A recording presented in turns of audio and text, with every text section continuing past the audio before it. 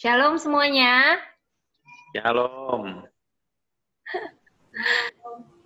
Shalom, gimana kabarnya?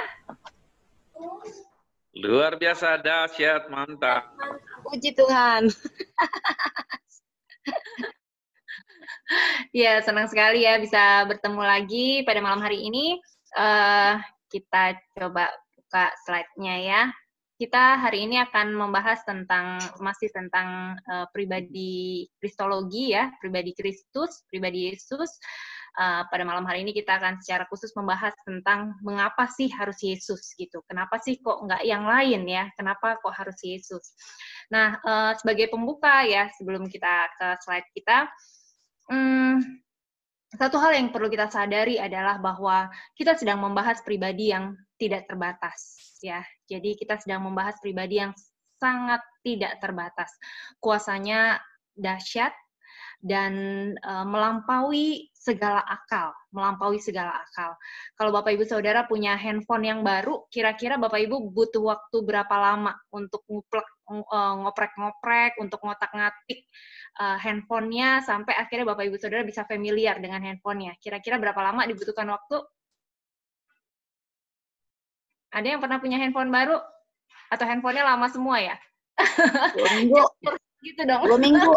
2 minggu ya, 2 minggu. 2 minggu ya. Ya, untuk mempelajari sebuah handphone gitu sampai kita bisa familiar dibutuhkan waktu 2 minggu gitu ya. Itu pun ada kalanya kita nggak bisa pakai handphone yang super canggih itu, benar nggak? Jadi 2 minggu itu kadang-kadang cuma mindah-mindahin data aja, cuman buka-buka hal-hal yang kita pikir kita punya di handphone sebelumnya gitu. At least harapan kita bisa memakai sama dengan apa yang kita pakai di handphone kita yang terdahulu gitu. Untuk mempelajari handphone kita butuh waktu 1 minggu. Bagaimana dengan komputer? Kira-kira untuk mempelajari komputer atau laptop kita butuh waktu berapa lama ya? Ada orang yang bahkan sekolah supaya bisa sarjana komputer. Ada yang sarjana komputer, boleh tunjuk jari di sini? Jangan keras-keras, itu Bapak Gembala. Iya, jadi untuk belajar komputer dibutuhkan waktu kurang lebih 4 tahun ya untuk sampai bisa menguasai ilmu komputer itu gitu, sarjana komputer. Nah, kalau kita bicara tentang handphone, bicara tentang laptop dan komputer, itu semua adalah ciptaan manusia, benar ya. Untuk membahas tentang ciptaan aja dibutuhkan waktu bertahun-tahun gitu ya. Apa yang diciptakan oleh manusia gitu istilahnya, apa yang diciptakan oleh manusia dibutuhkan 4 tahun untuk mempelajarinya. Bagaimana dengan hidup manusia sendiri?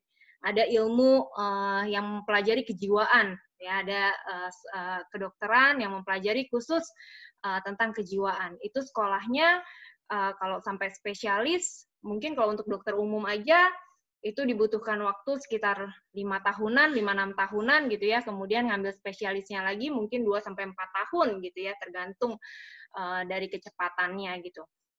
Itu baru menguasai satu bidang. Bagaimana dengan bidang-bidang yang lain gitu? Ada dokter khusus ortopedi yang menangani masalah tulang, ada khusus masalah saraf, ada mata dan lain sebagainya gitu. Ada begitu banyak dari tubuh manusia ini sendiri saja gitu ya, yang diciptakan oleh Tuhan, ada begitu banyak bidang ilmu dan bagaimana kalau itu kita semua mau menggabungkannya gitu. Berapa banyak waktu yang kita butuhkan untuk sampai kita bisa expert dalam bidang itu gitu, nggak terhingga ya, nggak terukur waktu lamanya yang dibutuhkan oleh seorang manusia untuk bisa mempelajari tentang hidup manusia sendiri yang diciptakan oleh Tuhan. Nah, apalagi ini sekarang pada malam hari ini kita akan membahas tentang pribadi Kristus, pribadi Yesus ya. Kita akan membahas tentang pribadi yang tidak terbatas, pribadi yang begitu luar biasa, pribadi yang sungguh sempurna ya. Dalam Mazmur 139 ayat 6 dikatakan, ini kita akan membahas tentang Allah yang adalah pencipta dari segala-galanya, pencipta dari segala yang ada. Ya, kalau dipikir-pikir kita punya otak itu kalau kita lihat kepala kita ukurannya sekian gitu ya. Nah, otak kita itu ukurannya lebih kecil dari kepala kita gitu ya. Nah, kita mau membahas sesuatu yang begitu besar, yang jauh melampaui dari apa yang ada pada kita gitu. Jadi akan sangat mungkin kita akan mengalami keterbatasan, kita akan sangat mungkin mengalami kebingungan atau masih ada pertanyaan-pertanyaan yang tersisa di dalam benak kita gitu ya.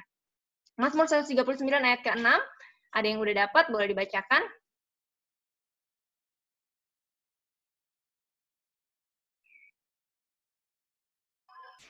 Mazmur 139 ayat yang ke-6, terlalu ajaib bagiku pengetahuan itu, terlalu tinggi, tidak sanggup aku mencapainya. Ya, terlalu ajaib yang kita mau pelajari tentang pengetahuan ini. Ya, terlalu tinggi, nggak sanggup kita mencapainya. Karena pribadi Yesus berada di atas akal manusia. Ya, John Locke mengatakan pengetahuan itu ada 3. Pengetahuan itu dibagi menjadi 3 kategori. Ada yang masuk akal, kemudian yang kategori kedua ada yang tidak masuk di akal atau yang namanya kontrarasional.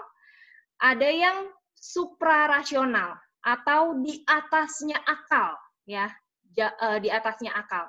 Jadi kalau kita bicara tentang hal yang masuk akal, contohnya adalah kalau orang makan, habis makan kenyang, itu masuk di akal, betul ya? Nah, orang yang nggak masuk di akal, orang yang sanggup makan sampai 30 piring dan biasa-biasa aja. Nggak menunjukkan hal yang gimana-gimana. Ada ya kalau kita lihat di di sosmed ya belakangan ini ya, ada orang bisa makan berporsi-porsi padahal badannya kecil gitu, tapi kelihatannya kok biasa aja. Itu kontrarasional namanya, atau tidak masuk di akal. Nah, tapi kita membahas satu pribadi di mana tidak makan 40 hari, tetapi masih tetap hidup. Nah, itu suprarasional, ya, di atas akal. Kalau kita tahu ada manusia itu man, ya, manusia biasa itu adalah man. Nah, ada manusia yang luar biasa, namanya apa? Superman, gitu ya. Ada manusia yang di luar manusia biasa, disebutnya Superman. Nah, inilah yang kita akan bahas, yaitu pribadi yang supra, lebih tinggi daripada rasional kita, di atas rasional. Ayub 36 ayat 26, yang udah dapat boleh bacakan. Ayub 36 ayat yang ke-26.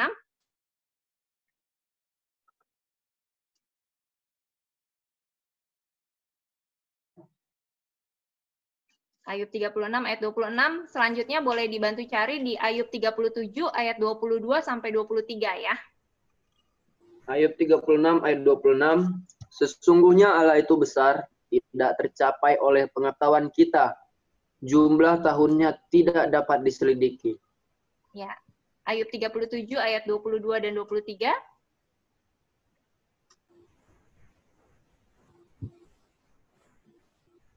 Dari sebelah utara. Ayub 37 ayat 22. Dari utara muncul sinar keemasan, Allah diliputi oleh keagungan yang dahsyat, yang maha kuasa, yang tidak dapat kita pahami, besar kekuasaan dan keadilannya, walaupun kaya akan kebenaran, ia tidak menindasnya.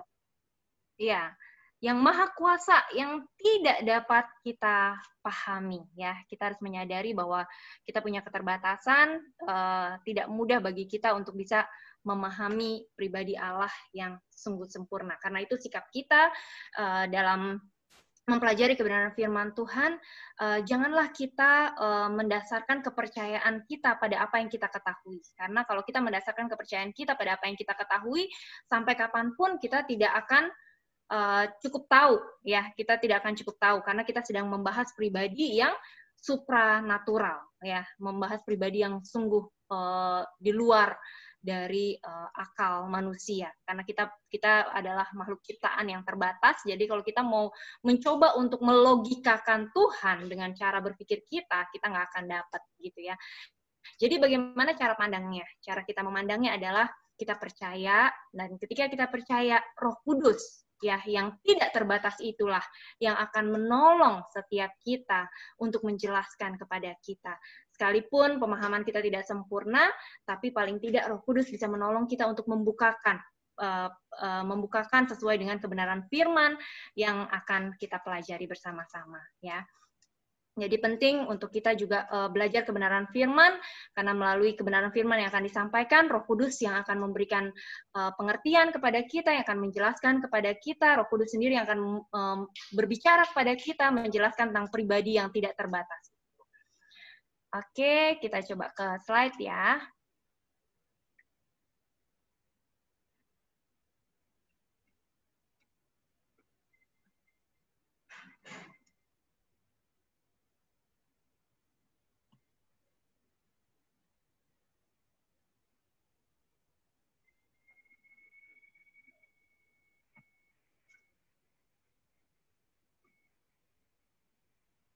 Oke, pertanyaannya adalah kenapa sih harus Yesus gitu?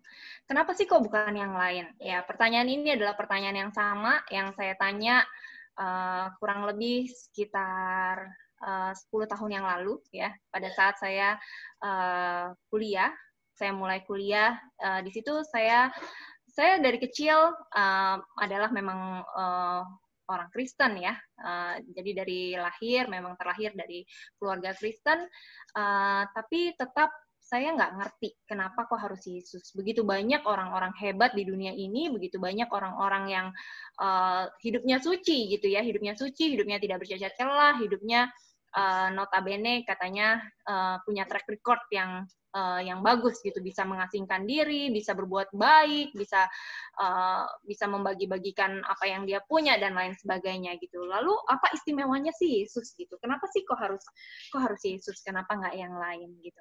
Nah, inilah yang pertanyaan yang ada di dalam benak saya yang membuat saya akhirnya punya kerinduan. Saya pengen kuliah teologi, padahal sebenarnya dari awal saya sendiri nggak pernah kepikiran ya pengen kuliah teologi gitu, nggak pernah kepikiran bahwa akan disesatkan ke jalan yang benar. Akan disesatkan ke jalan yang benar. Saya pikir saya tersesat, tapi ternyata inilah jalan yang benar gitu. Jadi saya ingin mencari tahu gitu, kenapa sih kok harus Yesus? Dan puji Tuhan kalau pada malam hari ini kita semua yang sama-sama ikut kelas pemuritan, kita bisa tahu alasannya kenapa harus Yesus gitu ya, sehingga kita tidak mudah diombang-ambingkan oleh banyak sekali pengajaran-pengajaran di luar sana yang menyesatkan. Karena kenapa? Di luar sana banyak orang tidak anti Tuhan ya, mereka mungkin ada sebagian yang anti dengan Tuhan ya, yang tidak beragama. Tetapi sebenarnya kalau agama-agama di dunia itu mereka punya satu kesamaan, yaitu mereka sama-sama percaya bahwa ada satu Tuhan gitu ya, percaya bahwa ada satu Tuhan. Tetapi pada saat kekristenan berkata bahwa Yesus adalah Tuhan, disitulah yang kemudian menjadi tanda tanya besar gitu. Kenapa kok harus Yesus gitu? Mereka percaya bahwa Allah itu harusnya satu gitu, dan tidak harus diperanakan gitu. Itu yang menjadi bahan perbincangan. Nah, nanti kita akan bahas juga itu sedikit kalau kita ada waktu. Kita lihat kenapa sih kok harus Yesus? Karena hanya yang tidak berdosa yang dapat menebus yang berdosa. Ya, untuk orang yang berhutang, dia tidak akan mungkin bisa membayarkan hutang orang lain. Orang yang bisa membayarkan hutang orang lain haruslah orang yang secara finansial dianya sendiri berkecukupan, dianya sendiri punya dana cukup untuk dirinya dan juga cukup untuk membiayai hutang orang lain gitu ya. Nah, Yesus adalah satu-satunya pribadi yang tidak berdosa. Dan hanya yang tidak berdosalah yang dapat menebus orang yang berdosa. Dalam 2 Korintus 5 ayat 21 dikatakan, dia yang tidak mengenal dosa telah dibuat menjadi dosa. Karena kita, supaya di dalam dia, kita dibenarkan oleh Allah. Karena keberdosaan Yesus, kita jadi boleh dibenarkan oleh Allah. 1 Petrus 3 ayat 18 dikatakan, sebab juga Kristus telah mati sekali untuk segala dosa kita. Ia yang benar untuk orang-orang yang tidak benar, supaya ia membawa kita kepada Allah. Ia yang telah dibunuh dalam keadaannya sebagai manusia, tetapi yang telah dibangkitkan menurut roh. Hanya Yesus satu-satunya jalan, ya. Yesus berkata bahwa aku adalah jalan dan kebenaran dan kehidupan dalam Yohanes 14 ayat yang ke-6. Nah, dalam ungkapan ini sebenarnya menyatakan bahwa sebagaimana Bapa hidup dalam Yohanes 1 ayat yang ke-4, demikian juga Yesus adalah kebenaran dan hidup itu sendiri. Nah, ungkapan kecuali melalui aku menekankan pada fakta bahwa tidak ada cara dan kemungkinan lain untuk seseorang dapat diselamatkan atau masuk ke dalam surga kecuali satu-satunya jalan hanya melalui Yesus. Jadi hanya Yesus satu-satunya jalan. Nah, kalau kita lihat ya bahwa di sini dikatakan bahwa sedemikian Bapa adalah hidup, demikian juga Yesus adalah kebenaran dan hidup. Kalau boleh kita diskusi sebentar yuk. Kita diskusi sebentar. Menurut kita antara, sebentar ya. Coba saya stop share dulu. Oke. Kita ngobrol-ngobrol bentar ya. Menurut kita antara Allah Bapa, Allah Anak, dan Allah Roh Kudus. Ya, ada Allah Bapa, Allah Anak, ada Allah Roh Kudus. Menurut kita yang mana sih yang paling besar? Ayo, kita ngobrol-ngobrol dulu yuk, santai yuk. Boleh di-unmute. Sama. Sama besar. Sama besar ya. Buktinya dari mana, Bu? Bagaimana cara kita menjelaskan kepada orang di luar kita nih, bahwa Bapa, Putra, dan Roh Kudus sama. Yang sama apanya nih? Itu kayaknya konteksnya yang dalam ketritunggalan ya, Budita. Kenapa? Tritunggal ya. Dalam ketritunggalan gimana? Jadi sebenarnya pribadi Tuhan ya satu, dialah Allah, Bapa, dan Roh Kudus. Jadi kesimpulannya mana yang lebih besar antara Bapa, Putra, dan Roh Kudus? Sama sih, karena sebenarnya dia adalah satu pribadi. Satu pribadi ya. Oke. Cuman bedanya waktu Yesus disalibkan kan, jadi Tuhan ninggalin Roh Kudus buat kita gitu. Jadi sebenarnya pribadi Allah Bapa dan Roh Kudus itu ya satu pribadi sih, itu kayaknya konteksnya yang ketritunggalan itu sih kalau nggak salah. Oke, bagaimana kita menjelaskan kalau ada orang di luar kita yang mempertanyakan tentang Yohanes 14 ayat ke-28. Yohanes 14 ayat 28. Coba kita lihat ayatnya. Yohanes 14 ayat 28. Nah, kalau kita lihat di sana, ada yang boleh bantu bacakan? Nini boleh bantu bacakan? Ya, Yohanes 14 ayat 28. Kamu telah mendengar bahwa aku telah berkata kepadamu, aku pergi tetapi aku datang kembali kepadamu. Sekiranya kamu mengasihi aku, kamu tentu akan bersuka cita karena aku pergi kepada Bapa-Ku, sebab Bapa lebih besar daripada aku. Iya, kira-kira gimana kita menjelaskan ayat ini ya? Karena banyak anak-anak Tuhan yang diserang dengan ayat-ayat seperti ini dan jadi limbung ya, jadi bingung gitu. Dan mulai berpikir bahwa ada Allah mayor, ada Allah minor gitu, ada Allah yang besar, ada Allah yang kecil gitu. Bagaimana kita menjelaskan ayat ini kira-kira?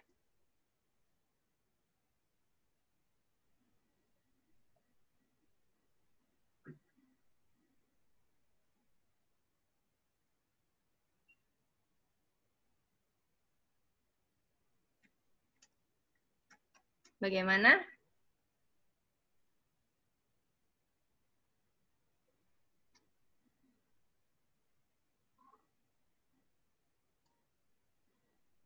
Ada yang bisa menjawab?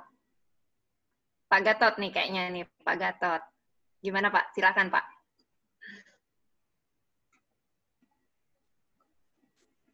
Ya, salam. Shalom Pak. Mau coba jawab ya. Dari mana tadi Bu? Yohanes ayat 28 Bu ya? Yohanes 14 ayat 28 Pak. Kalau menurut pemahaman yang pernah saya terima ya, bahwa Yesus di sini mengatakan dalam mewakili kemanusiaannya. Jadi sebagai manusia dia masih Allah itu atau Bapa masih lebih besar daripada dia mewakili manusia, maka dia harus taat sama Bapa. Jadi di sini dia bicara dari segi kemanusiaannya, Bu.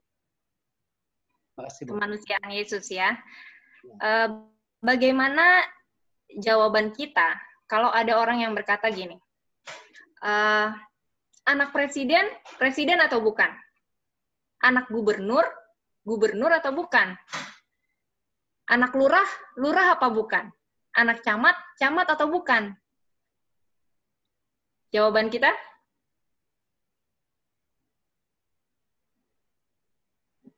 Kira-kira apa? Anak presiden apa bukan? Bukan, Bu. Bukan ya. Anak wali kota apa bukan? Bukan. Bukan ya. Anak camat, bukan camat. Bukan. Lalu Bingung kalau ya. gitu,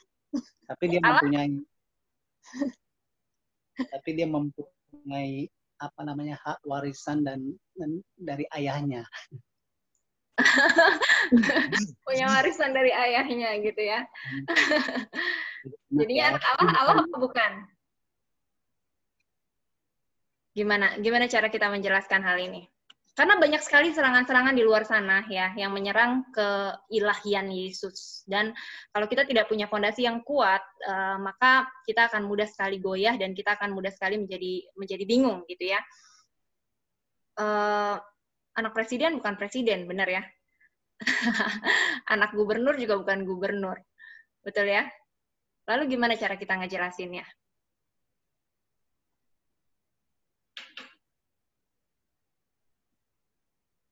Dapat hak warisan tetap aja bukan gubernur ya Pak ya. Cuma boleh nyicipin harta gubernur kan gitu. Tapi tetap aja bukan gubernur. Nah, pandangan-pandangan gimana? Ada yang mau mencoba menjawab? Ada yang mau mencoba menjawab? Katanya proses belajar itu kalau cuma satu arah, yang dapat cuma 10% gitu ya. Kemudian kalau dua arah meningkat jadi 50%. Nah, kalau mau jadi 90% katanya harus gantian ngajar. Harus ngajar berulang-ulang gitu katanya. Nah, jadi supaya dapatnya lebih banyak, nggak cuma 10% gitu ya, makanya diajakin diskusi supaya ikutan apa namanya, berpartisipasi aktif gitu ya. Jadi ikutan memikirkan. Ada yang mau mencoba menjawab? Mungkin gimana penjelasan kita? Sering dengar ya mungkin ya. Anak presiden bukan kan gitu. Dari mana kita bisa yakin kalau anak Allah itu Allah, sementara anak presiden bukan presiden gitu. Kalau presiden kan dia dipilih sama rakyat. Dia tidak memilih dirinya sendiri. Jadi dia nggak punya kuasa untuk memberikan kuasa kepada anaknya. Oke, karena dipilih sama rakyat ya. Iya. Okay. Kalau Allah kan dia punya kuasa tersendiri. Jadi dia bisa memberi kuasa kepada anaknya karena Allah kan tidak ada yang angkat, memang dia adalah Allah dan dia punya kuasa. Jadi dia punya otoritas penuh untuk memberikan kuasa kepada anaknya. Itu kalau kita berbicara ke kemanusiaannya ya, antara hubungan Bapa dan anak gitu. Itu aja sih. Oke. Nah, seringkali kita menjadi bingung atau menjadi confused antara jabatan dengan hakikat, ya, antara jabatan atau fungsi dengan hakikat. Kalau kita lihat tadi presiden, wali kota, gubernur itu bukan hakikat, ya. Kalau presiden, wali kota, gubernur itu adalah jabatan, gitu ya. Nah, sementara kalau kita mau tahu hakikat itu contohnya seperti apa? Kalau hakikat itu contohnya anak monyet, monyet apa bukan?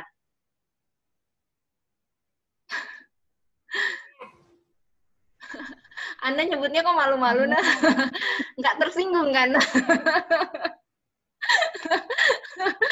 Anak monyet apa nih? Monyet. Oh, monyet ya. Anak monyet. Kemudian kalau anak macan? Iya, macan. Karena memang udah kodratnya.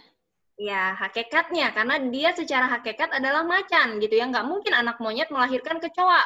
Nggak mungkin anak monyet melahirkan kutu, gitu ya.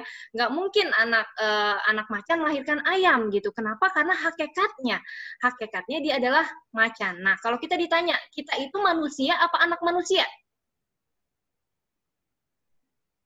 Manusia. Bukan anak manusia. Ya, anak manusia juga. Nah, jadi cara menjelaskannya kurang lebih seperti itu. Jadi maksudnya kita itu adalah manusia, tapi kita juga adalah anak manusia. Karena hakikat kita adalah manusia, makanya nggak ada yang salah kita mau disebut manusia maupun anak manusia, kan gitu ya. Nah, demikian juga halnya dengan Allah. Allah itu hakikatnya adalah Allah, gitu. Jadi satu hakikat, tapi ada 3 pribadi. Ya, pribadi Tritunggal itu tadi. Ada Allah Anak, Putra, yaitu Yesus, dan Roh Kudus, gitu. Jadi jangan bingung dengan jabatan, ya, jangan dibingungkan dengan jabatan, jangan dibingungkan dengan fungsi seseorang, gitu ya. Contoh misalnya suami sama istri, ya, suami sama istri. Dalam kedudukan sebagai rumah tangga, suami adalah kepala rumah tangga, betul ya? Suami adalah kepala rumah tangga. Nah, kepala rumah tangga itu adalah fungsinya, betul ya? Fungsinya sebagai kepala rumah tangga. Jadi kesannya seolah-olah kayak kalau dari segi fungsi, suami itu di atasnya istri, betul ya? Istri adanya di bawah, gitu ya? Seolah-olah seperti itu. Tapi secara hakikat, sebagai sesama manusia, apa yang terjadi? Istri dan suami adalah setara, betul ya? Istri dan suami adalah setara. Kenapa? Secara hakikat sebagai manusia. Contoh lain, kayak misalnya kita dan Presiden Jokowi. Secara jabatan, Presiden Jokowi lebih besar dari kita, betul ya? Secara jabatan, Presiden Jokowi itu lebih tinggi posisinya dari kita, gitu ya. Jabatan, posisi, fungsi lebih tinggi. Tetapi secara hakikat sebagai manusia, kita dan Presiden Jokowi adalah sama-sama manusia. Betul ya? Manusia secara hakikat. Kita sama-sama punya kedudukan yang sama sebagai manusia, gitu. Nah, demikian juga halnya dengan Allah. Ya, Allah Bapa, Allah Anak, dan Roh Kudus itu adalah 3 pribadi dalam satu hakikat. Ya, hakikat kealahan. Jadi setara gitu ya. Tidak ada satupun yang lebih tinggi dari yang lainnya. Jadi setara. Nah, sekalipun seringkali dianggapnya Allah Bapa itu lebih tinggi daripada Allah Anak dan Allah Roh Kudus. Betul ya? Kenapa bisa terjadi seperti itu? Karena salah satunya, contohnya statement yang tadi ya. Yang tadi kita baca sama-sama di Yohanes 14 ayat 28. Kamu telah mendengar bahwa aku telah berkata kepadamu, aku pergi, tetapi aku datang kembali kepadamu, sekiranya kamu mengasihi aku. Kamu tentu akan bersuka cita karena aku pergi kepada Bapakku, sebab Bapa lebih besar daripada aku. Ya. Jadi ungkapan seperti itu terkadang membuat kita menyimpulkan, gitu ya, orang Kristen menyimpulkan bahwa Bapa itu lebih besar daripada Anak dan lebih besar daripada Roh Kudus. Karena kalau kita lihat dalam peristiwa baptisan pun, dalam Matius 28 ayat 19, Matius 28 ayat 19, ini kan ayat yang sangat terkenal ya, kita sering dengar, boleh dibaca salah satu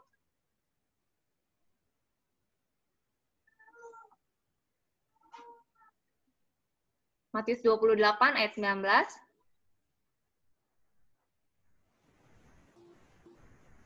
Karena itu, pergilah jadikanlah semua bangsa muridku dan baptislah mereka dalam nama Bapa dan Anak dan Roh Kudus. Ya, ini ayat yang sangat sering sekali kita dengar gitu ya. Sering sekali dibacakan. Nah, dari ayat inilah kita seringkali berpikir bahwa oh karena Bapa yang lebih dulu seringkali disebut, makanya seolah-olah Bapa yang lebih besar daripada Anak dan daripada Roh Kudus. Padahal sebenarnya kalau kita mau lihat masih banyak ayat-ayat lain yang menunjukkan bahwa tidak selalu Bapa itu disebut duluan. Ya, tidak selalu Bapa itu disebut duluan. Kita lihat di 2 Korintus 13 ayat 14. 2 Korintus 13 ayat 14. Di sana dikatakan kasih karunia Tuhan Yesus Kristus dan kasih Allah, Allah ini dimaksud Allah Bapa, dan persekutuan Roh Kudus menyertai kamu sekalian. Ya, kalau kita lihat di situ artinya apa? Yesusnya yang duluan, ya, Yesusnya yang disebut lebih dahulu, baru kemudian Bapa dan kemudian Roh Kudus. Di Efesus 4 ayat 4 sampai 6, kalau kita lihat Efesus 4 ayat 4 sampai 6 dikatakan di sana satu tubuh dan satu roh, sebagaimana kamu telah dipanggil kepada satu pengharapan yang terkandung dalam panggilanmu. Satu Tuhan, satu iman, satu baptisan, satu Allah dan Bapa dari semua. Allah yang di atas semua dan oleh semua dan di dalam semua. Nah, ini kalau kita lihat Roh Kudus duluan, baru Yesus disebut, baru kemudian Allah Bapa yang terakhir, gitu ya. 1 Petrus 1 ayat yang kedua, 1 Petrus 1 ayat yang kedua dikatakan, yaitu orang-orang yang dipilih sesuai dengan rencana Allah, Bapa kita, dan yang dikuduskan oleh Roh, supaya taat kepada Yesus Kristus. Nah, ini kita lihat Allah Bapa duluan, nomor 2-nya Roh Kudus, baru kemudian yang terakhir Yesus Kristus, gitu ya. Jadi, di sini menunjukkan bagaimana Allah itu setara, gitu ya. Jadi derajatnya sama, tidak ada yang lebih besar.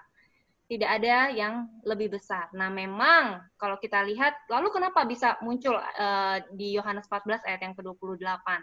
Kita coba lihat di Ibrani 2 ayat yang ke-7. Ibrani 2 ayat yang ke-7. Yang lain boleh bantu saya lihat di Ibrani 2 ayat yang ke-9 ya. Ibrani 2 ayat yang 9. Salah seorang boleh bantu saya bacakan Ibrani 2 ayat yang ke-7.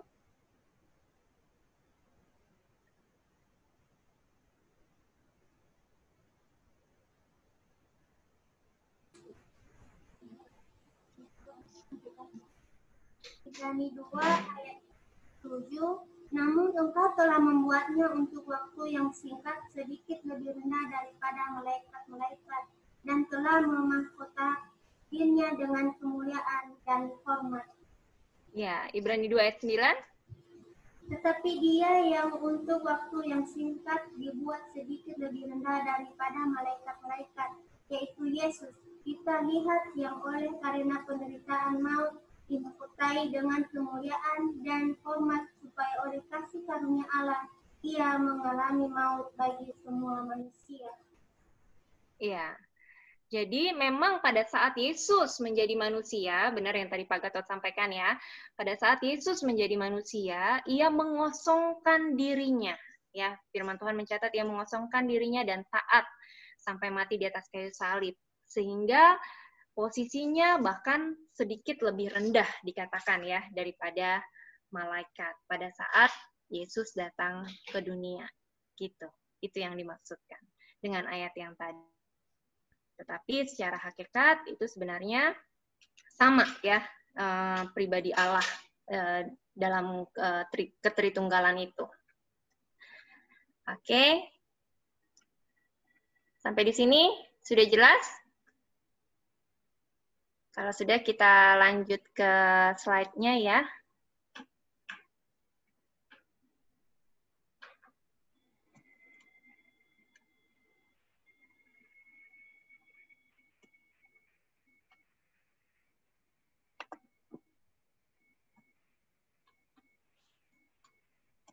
Oke.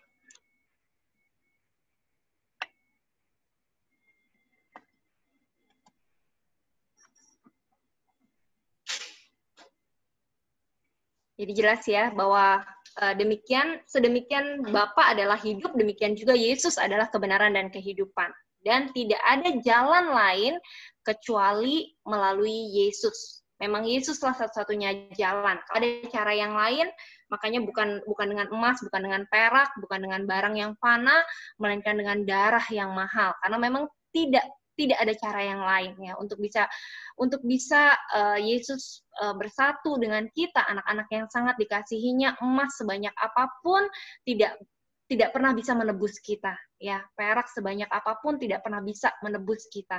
Makanya kalau kita pengen tahu betapa berharganya hidup kita itu jauh lebih berharga daripada orang-orang yang punya toko emas dan toko perak sebesar apapun ya. Jadi jangan pernah menilai harga diri kita dari jumlah harta yang kita miliki. Yesus adalah satu-satunya jalan kepada Bapa, sebab hanya Dia satu-satunya juru selamat yang datang dari Bapa. Coba kita lihat di Yohanes 1 ayat 1 sampai 2.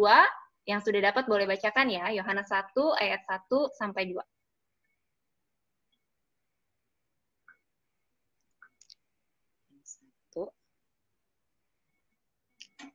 Yohanes 1 ayat 1 sampai 2.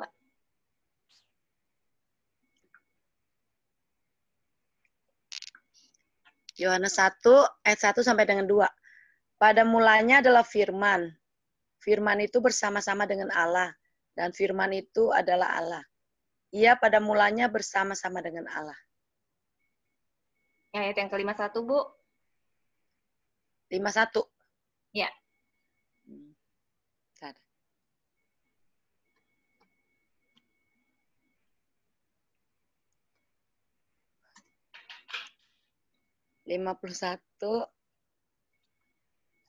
Lalu kata Yesus kepadanya, Aku berkata kepadamu, sesungguhnya engkau akan melihat langit terbuka dan malaikat-malaikat Allah turun naik kepada anak manusia.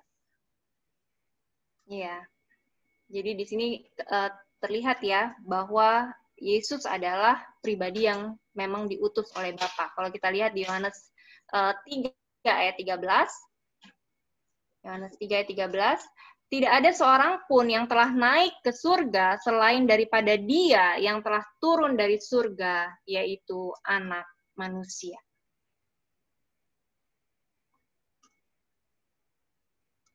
Seandainya Yesus bukan pribadi ilahi, maka nggak mungkin Dia memberikan jaminan secara pasti tentang keselamatan dan pemeliharaan ilahi terhadap manusia dan dunia yang berdosa.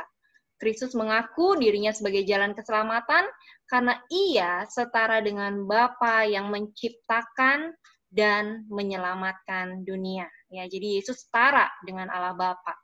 Pribadi Bapa, Anak, dan Roh Kudus itu adalah pribadi yang setara. Jadi makanya Yesus bisa secara pasti memberikan jaminan.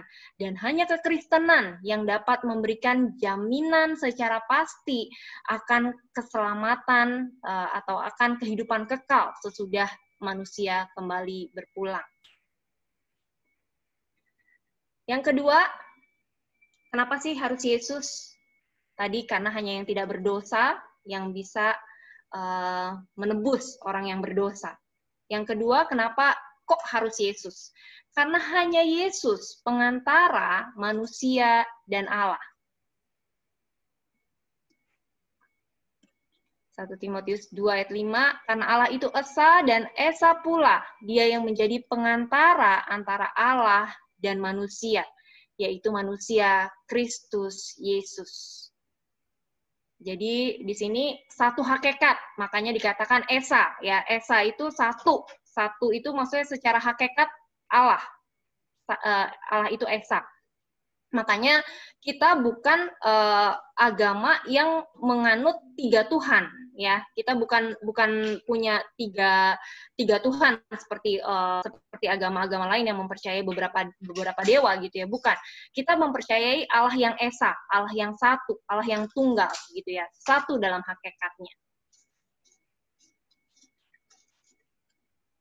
Ibrani 9 ayat 14, betapa lebihnya darah Kristus yang oleh Roh yang kekal telah mempersembahkan dirinya sendiri kepada Allah sebagai persembahan yang tidak bercacat, akan menyucikan hati nurani kita dari perbuatan-perbuatan yang sia-sia, supaya kita dapat beribadah kepada Allah yang hidup.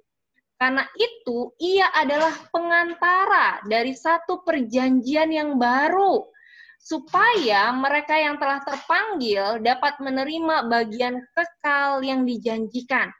Sebab ia telah mati untuk menebus pelanggaran-pelanggaran yang telah dilakukan selama perjanjian yang pertama. Ini saya lihat dari bahasa aslinya ya, bahasa Yunaninya, kata pengantara di sini itu adalah mesetase ya, mesetase gitu ya. Itu adalah seorang arbiter ya, seorang arbiter gitu, atau seorang yang menjadi penengah untuk komunikasi yang menjadi jalan pendamaian gitu, yang mendamaikan. Yang menjadi penengah di antara keduanya dengan tujuan untuk menciptakan kedamaian, ya, untuk menciptakan kedamaian, atau untuk sebuah perjanjian, gitu ya.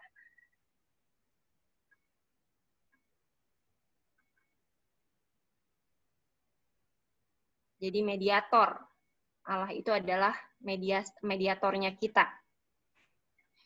Jadi mengintervensi di antara dua belah pihak untuk memulihkan atau membuat pendamaian dan persahabatan, atau untuk membuat perjanjian yang baru, atau untuk meratifikasi perjanjian. Keren ya.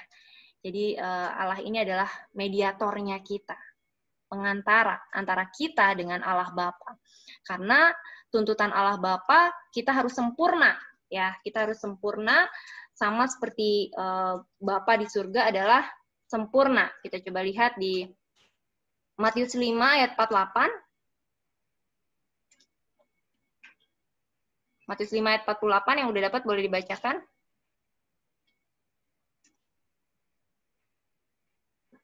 Matius 5 ayat 48.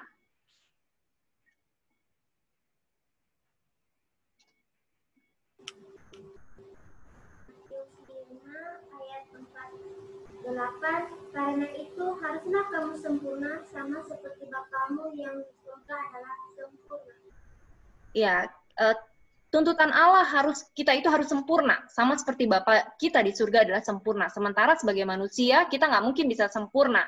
Perbuatan baik kita pun mengandung cemar, ya, mengandung celah. Seringkali kita berbuat baik ada motivasi hati yang tidak baik di belakangnya. Kita berbuat baik ada tujuan tertentu supaya mungkin kita dianggap baik, atau ada motivasi-motivasi lain gitu ya. Jadi perbuatan baik kita pun mengandung cemar gitu. Kita tidak bisa dengan mengandalkan perbuatan kita tidak bisa memenuhi tuntutan Allah untuk hidup dengan sempurna gitu ya. Tapi syukur kepada Allah karena Yesuslah yang menjadi mediasi, yang menjadi mediator, yang menjadi pengantara bagi kita, sehingga ketika Allah Bapa melihat ketidaksempurnaan kita, yang dilihat bukannya ketidaksempurnaan kita, melainkan kesempurnaan karya Yesus di atas kayu salib. Kesempurnaan pribadi Kristus memenuhi seluruh tuntutan dari hukum Taurat, ya. Karena sekali lagi tadi Yesus tidak berdosa, hanya pribadi yang tidak berdosa yang bisa menebus pribadi yang berdosa, gitu ya. Jadi saat Allah Bapa melihat ketidaksempurnaan kita, yang dilihat adalah kesempurnaan dari pribadi Kristus. Itu luar biasa banget ya. Yesus menjadi pengantara yang mendamaikan antara kita dengan Allah Bapa. 1 Yohanes 2 ayat 1, anak-anakku, hal ini kutuliskan kepada kamu supaya kamu jangan berbuat dosa. Namun jika seorang berbuat dosa, kita mempunyai seorang pengantara pada Bapa, yaitu Yesus Kristus. Kita coba lihat di, sebentar ya. Kita lihat di bahasa aslinya. Ini kalau pengantara di sini,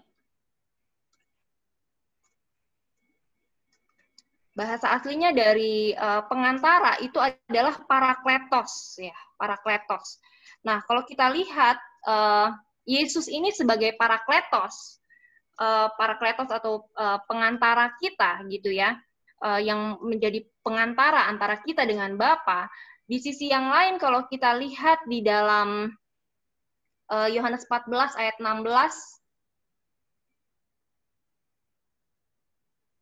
ada yang bisa bantu bacakan?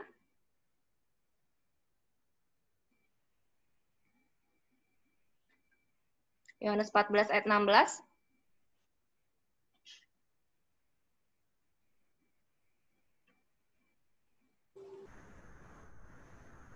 Yohanes 14 ayat 16. Ya. Akan minta kepada Bapa dan Ia akan memberikan kepadamu seorang penolong yang lain supaya Ia menyertai kamu selama-lamanya. Iya. Akan diberikan kepada kita seorang penolong yang lain gitu ya dikatakan ya.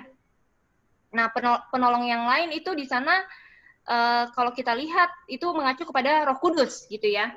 Tapi Roh Kudus itu kalau kita lihat kata penolong itu sama parakletos, sama dengan pengantara.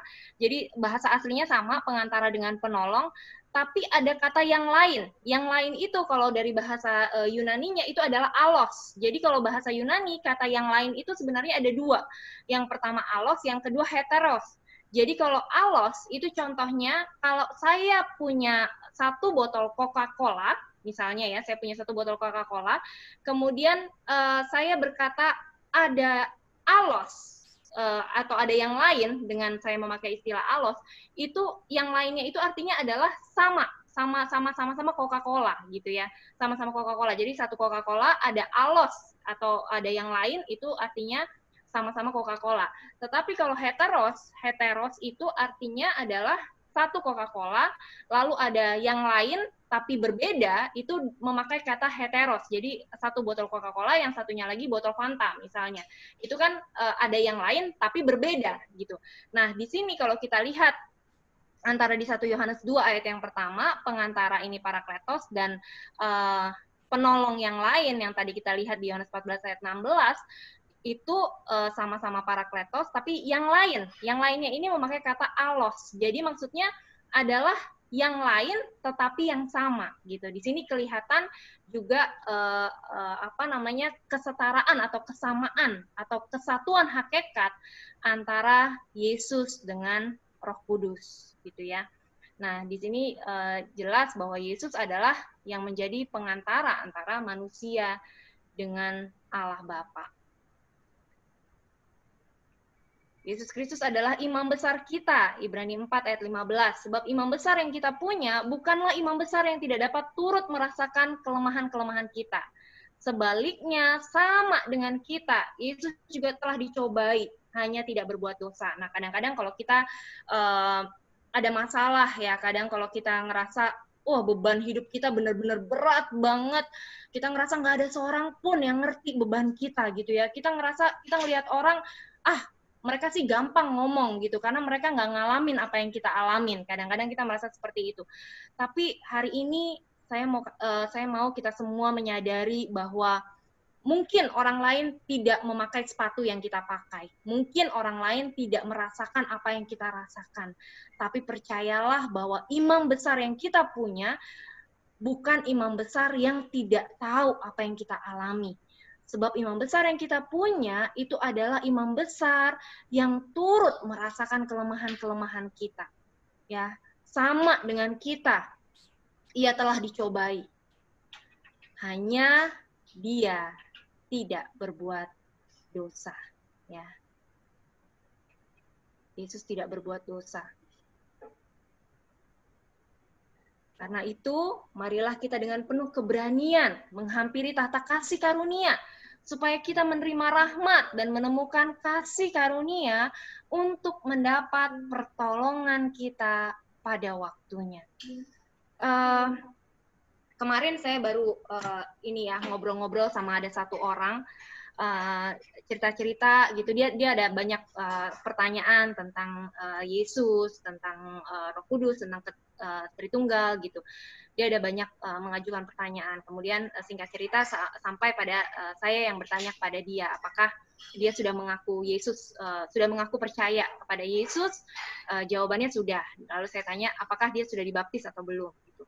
Lalu dia berkata, saya belum dibaptis. Jadi beberapa waktu yang lalu saya sempat ditawarin dibaptis di tempat lain, tapi saya belum mau gitu. Saya tanya, oh kenapa belum mau gitu kan? Ternyata jawabannya cukup bikin saya kaget ya, karena jawaban ini saya sudah pernah dengar sebelumnya juga gitu ya. Jadi saya pikir ini adalah jawaban yang termasuk umum gitu ya. Dia berkata bahwa saya merasa belum layak. Saya merasa belum layak untuk saya dibaptis gitu. Saya merasa belum layak untuk saya datang dan mendeklarasikan iman saya gitu.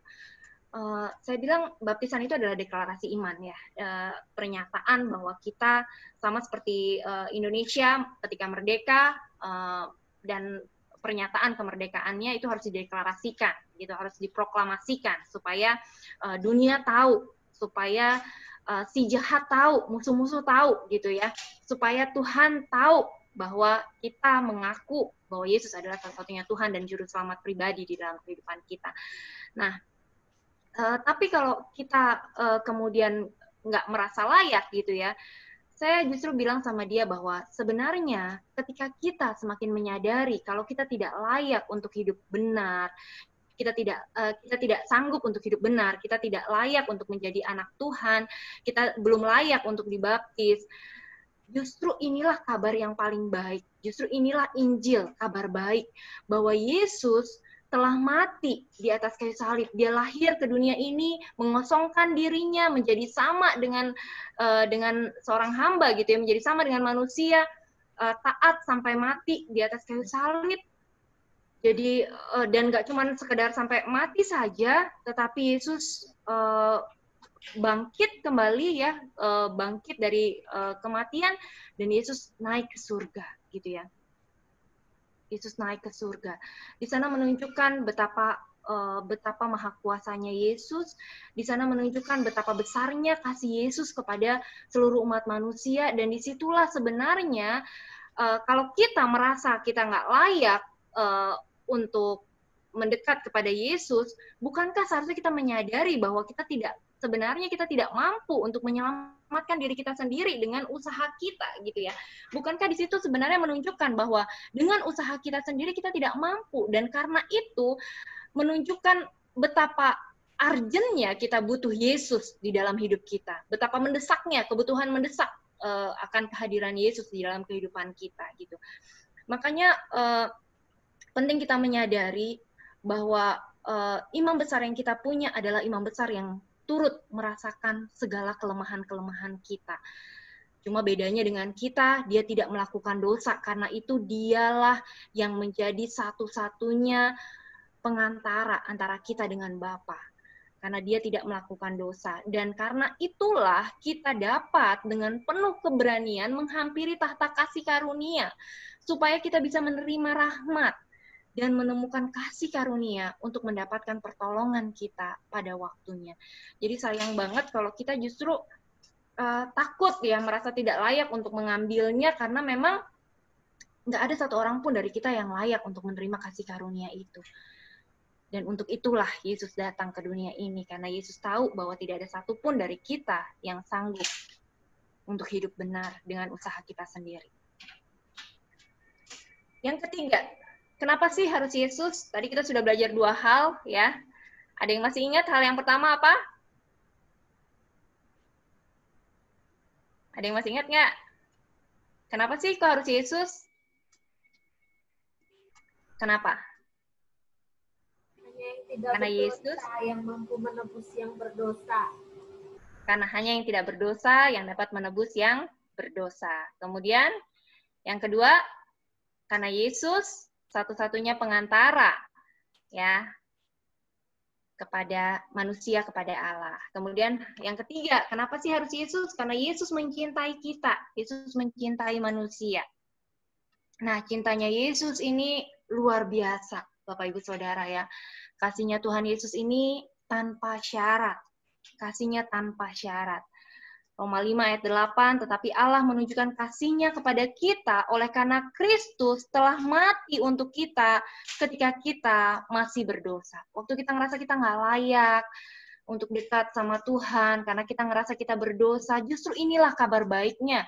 Karena Yesus mati buat kita, bukan ketika kita benar, tapi Yesus mati untuk kita ketika kita masih berdosa. Lukas 5 ayat 32, aku datang bukan untuk memanggil orang benar, tetapi orang berdosa, supaya mereka bertobat. Ketika kita merasakan kasih yang begitu besar, kasih yang begitu besar inilah yang mengubahkan kehidupan kita. Bapak Gembala akhir-akhir ini memberikan memberikan kebenaran firman, membukakan kebenaran firman yang begitu luar biasa banget, di mana kita seharusnya melayani diri kita sendiri terlebih dahulu sebelum kita melayani orang-orang yang ada di sekeliling kita. Bagaimana cara kita melayani diri kita sendiri? Dengan duduk diam, mendengar kebenaran firman, dengan memberikan makanan rohani kepada diri kita sendiri. Ketika kita memberikan makanan rohani kepada diri kita, ya, bukan hanya jasmani kita saja yang dikasih makan.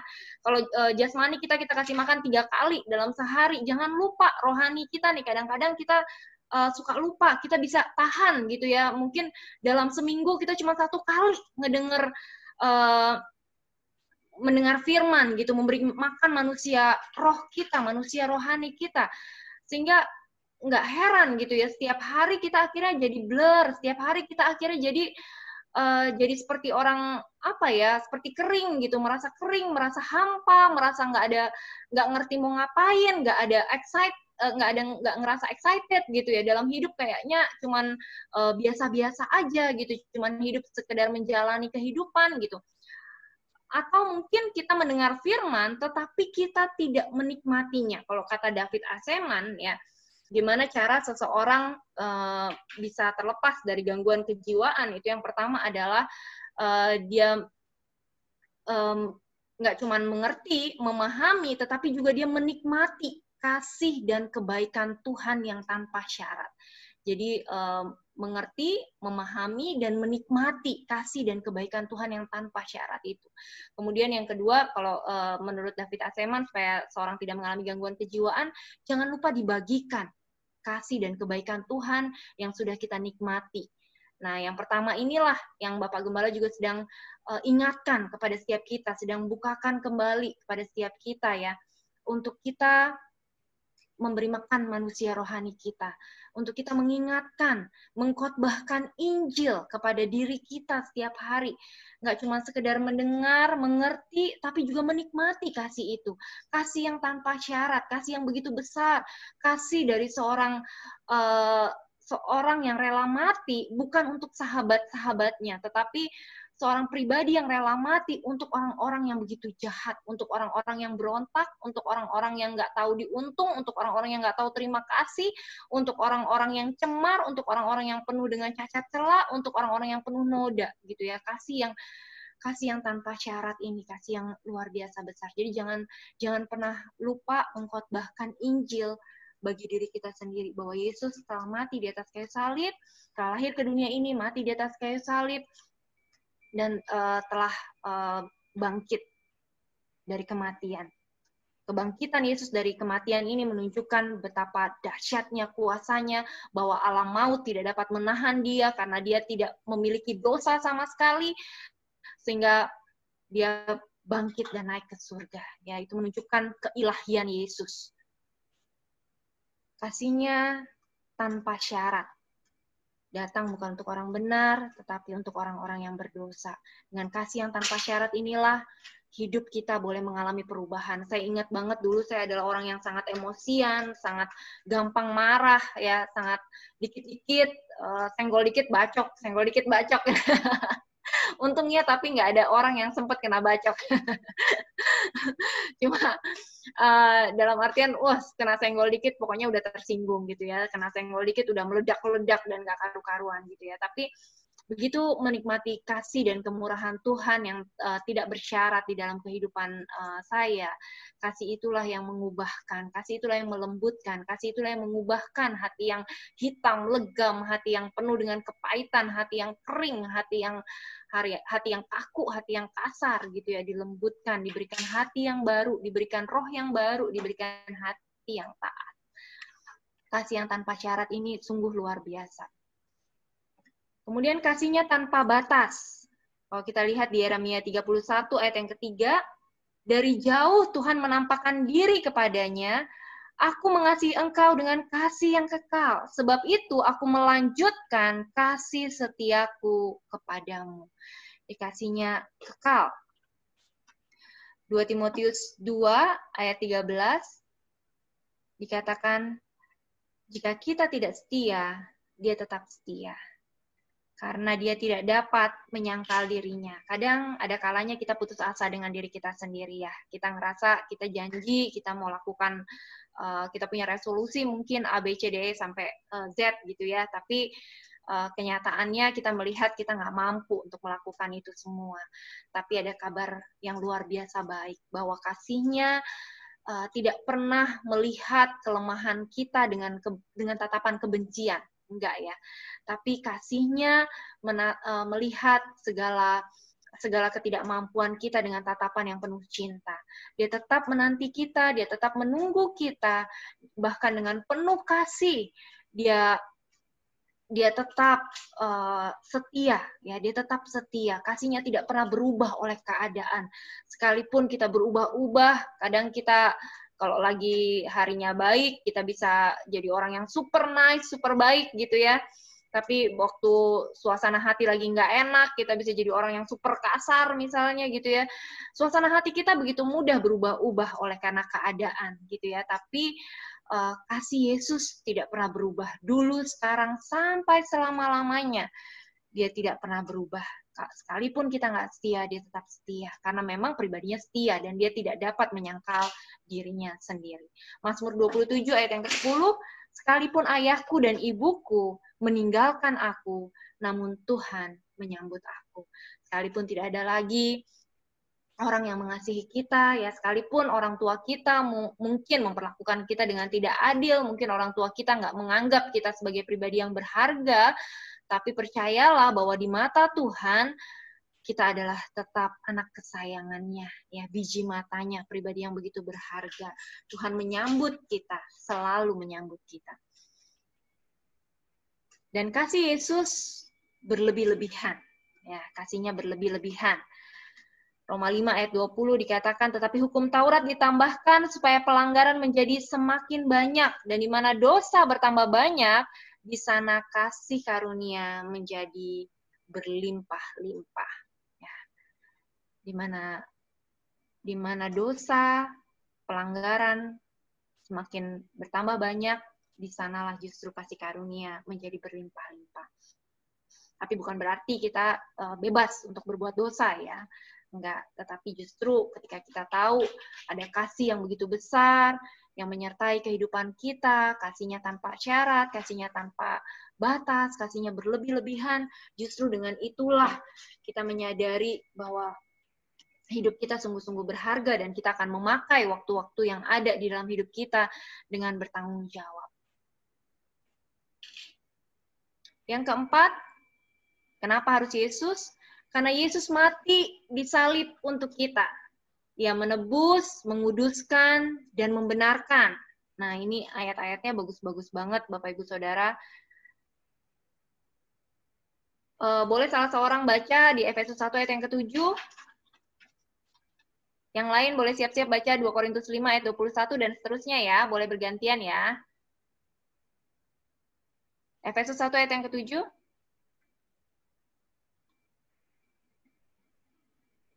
Ada yang sudah dapat? Marta, boleh bantu bacakan, Marta?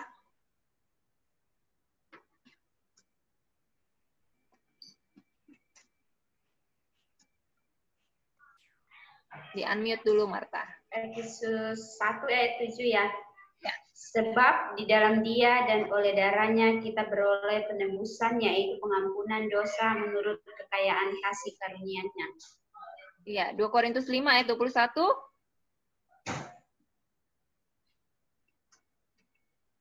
Dua Korintus 5 21, dia yang tidak mengenal dosa telah dibuatnya menjadi dosa karena kita, supaya di dalam dia kita dibenarkan oleh Allah. Ya, jadi dari 2 ayat ini kita bisa belajar ya, bahwa kita sudah ditebus, kita sudah beroleh pengampunan dosa oleh darah Kristus. Dan kemudian kita juga sudah dibenarkan. Jadi kalau ditanya identitas kita, kita adalah orang-orang yang sudah dibenarkan. Ya, orang-orang yang sudah ditebus, orang-orang yang sudah dikuduskan dan sudah dibenarkan. Kemudian 1 Petrus 1 ayat 18 sampai 19. 1 Petrus 1 ayat 1 sampai 18 dan 19, sebab kamu tahu bahwa kamu telah ditebus dari cara hidupmu yang sia-sia yang kamu warisi dari nenek moyangmu, itu bukan dengan barang yang fana, bukan pula dengan perak atau emas, melainkan dengan darah yang mahal, yaitu darah Kristus yang sama seperti darah anak domba yang tak bernoda dan tak bercacat. Ya, ini luar biasa ya. Kita sudah ditebus dari cara hidup kita yang sia-sia. Jadi kalau kita kadang masih asik melakukan hal-hal yang sia-sia, ingatkan diri kita sendiri bahwa kita sudah ditebus dari cara hidup kita yang sia-sia. Kita ada di dunia ini bukan untuk melakukan hal-hal yang sia-sia, ya, karena kita sudah ditebus dengan darah yang mahal, bukan dengan perak, bukan dengan emas, melainkan dengan darah yang mahal. 1 Petrus 3 ayat 18. Boleh dibantu bacakan 1 Petrus 3 ayat 18.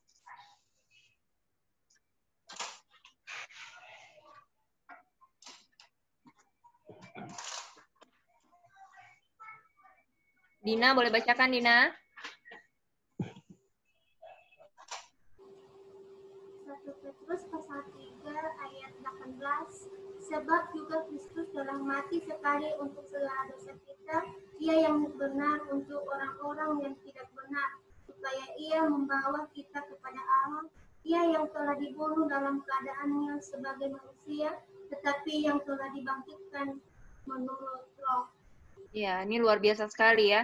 Kristus telah mati sekali untuk segala dosa kita. Ia yang benar untuk orang-orang yang tidak benar, supaya kita bisa dibawa kepada Allah. Kita yang nggak benar ini kita bisa dibawa bersama-sama dengan pribadinya. 1 Korintus 1 ayat 30, tetapi oleh Dia kamu berada dalam Kristus Yesus, yang oleh Allah telah menjadi hikmat bagi kita.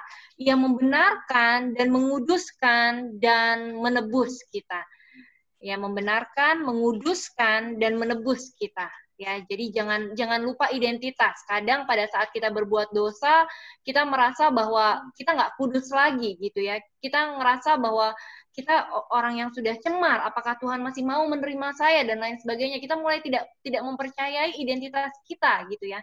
Nah, inilah yang kita harus ingatkan terus-menerus kepada diri kita sendiri bahwa kita sudah dibenarkan, dikuduskan, dan ditebus oleh pengorbanan darah Yesus. Kolose 2 ayat 14, dengan menghapuskan surat hutang yang oleh ketentuan-ketentuan hukum mendakwa dan mengancam kita. Dan itu ditiadakannya dengan memakukannya pada kayu salib. Wow, ini keren banget. Ayat ini luar biasa banget, Bapak Ibu Saudara. Kalau kita pikir-pikir, setiap kali kita melakukan dosa, ada catatan dosa. Setiap kali kita melakukan dosa, ada catatan dosa, dan seterusnya. Mungkin kalau dicatat seluruh dosa-dosa dan pelanggaran kita dari kita lahir sampai hari ini, jumlahnya mungkin di seluruh dunia ini pun nggak cukup gitu ya. Saking panjangnya catatan dosa-dosa itu, saking cemarnya hidup kita gitu. Tapi yang luar biasanya adalah bahwa pada saat Yesus dipakukan di atas kayu salib, disitulah surat hutang dosa-dosa kita, mulai dari yang masa lalu, saat ini, dan bahkan yang ke depan nanti yang kita belum tahu kita akan lakukan, itu semua sudah dipakukannya di atas kayu salib. Ya, itu ditiadakannya dengan memakukannya pada kayu salib. Ya, nggak ada lagi jadinya, kita nggak punya hutang lagi. Luar biasa banget ya. 1 Korintus 6 ayat 20, sebab kamu telah dibeli dan harganya telah lunas dibayar. Karena itu muliakanlah Allah dengan tubuhmu. Kita sudah dibeli, harga kita sudah lunas dibayar. Karena itu sekarang tubuh yang kita hidupi sekarang bukan milik kita lagi, karena kita sudah dibeli kan. Kita nggak mampu membeli diri kita sendiri kan gitu. Kita sudah dibeli, harganya sudah lunas dibayar. Dan sekarang kita menjadi hamba pribadi yang sudah membayar kita dengan lunas, gitu ya. Makanya kita memakai tubuh kita untuk memuliakan Tuhan. Hidup kita bukan milik kita lagi, kita nggak punya hak atas diri kita. Kalau kita merenungkan dari satu ayat ini saja, kita nggak punya hak lagi atas diri kita. Kita udah nggak bisa tersinggung sebenarnya kalau ada orang yang menyampaikan perkataan-perkataan yang nggak enak sama kita, ada orang yang memperlakukan kita dengan tidak semestinya, misalnya kita ngerasa diperlakukan dengan tidak adil dan lain sebagainya, kita harus menyadari diri kita sendiri bahwa kita sudah dibeli dengan harga yang lunas dibayar. Itu artinya adalah bahwa hidup kita bukan milik kita lagi. Kita nggak boleh tersinggung dengan apapun perkataan orang tentang diri kita, karena memang hidup kita bukan milik kita lagi. Ia melepaskan kita dari dosa dan kutuk. Kolose 1 ayat 13, ia telah melepaskan kita dari kuasa kegelapan dan memindahkan kita ke dalam kerajaan anaknya yang kekasih. Ayat 14 dikatakan, di dalam dia kita memiliki penebusan kita, yaitu pengampunan dosa. Keren ya. Kita sudah dipindahkan dari kuasa kegelapan ke dalam kerajaan anaknya yang kekasih. Bayangin ya Bapak Ibu Saudara, dari tempat yang gelap, kelam gitu ya, yang nggak ada harapan di sana, dari tempat yang mungkin kalau di bayangan saya gitu ya, kayak dari tempat apa ya, dari lumpur yang gelap dan tempat yang nggak jelas gitu ya, dipindahkan ke dalam kerajaan, Bapak Ibu Saudara, kerajaan anaknya yang kekasih. Wah, luar biasa banget. Wahyu 1 ayat 5, dan dari Yesus Kristus saksi yang setia, yang pertama bangkit dari antara orang mati dan yang berkuasa atas raja-raja bumi ini, bagi dia yang mengasihi kita dan yang telah melepaskan kita dari dosa kita oleh darahnya. Kita sudah dilepaskan dari dosa kita, bahkan dosa sudah nggak berkuasa lagi atas hidup kita ya. Dosa kita sudah nggak berkuasa lagi atas hidup kita, karena dia sudah lepaskan kita dari dosa kita oleh darahnya. Galatia 3 ayat 13, Kristus telah menebus kita dari kutuk hukum Taurat dengan jalan menjadi kutuk karena kita, sebab ada tertulis, terkutuklah orang yang digantung pada kayu salib.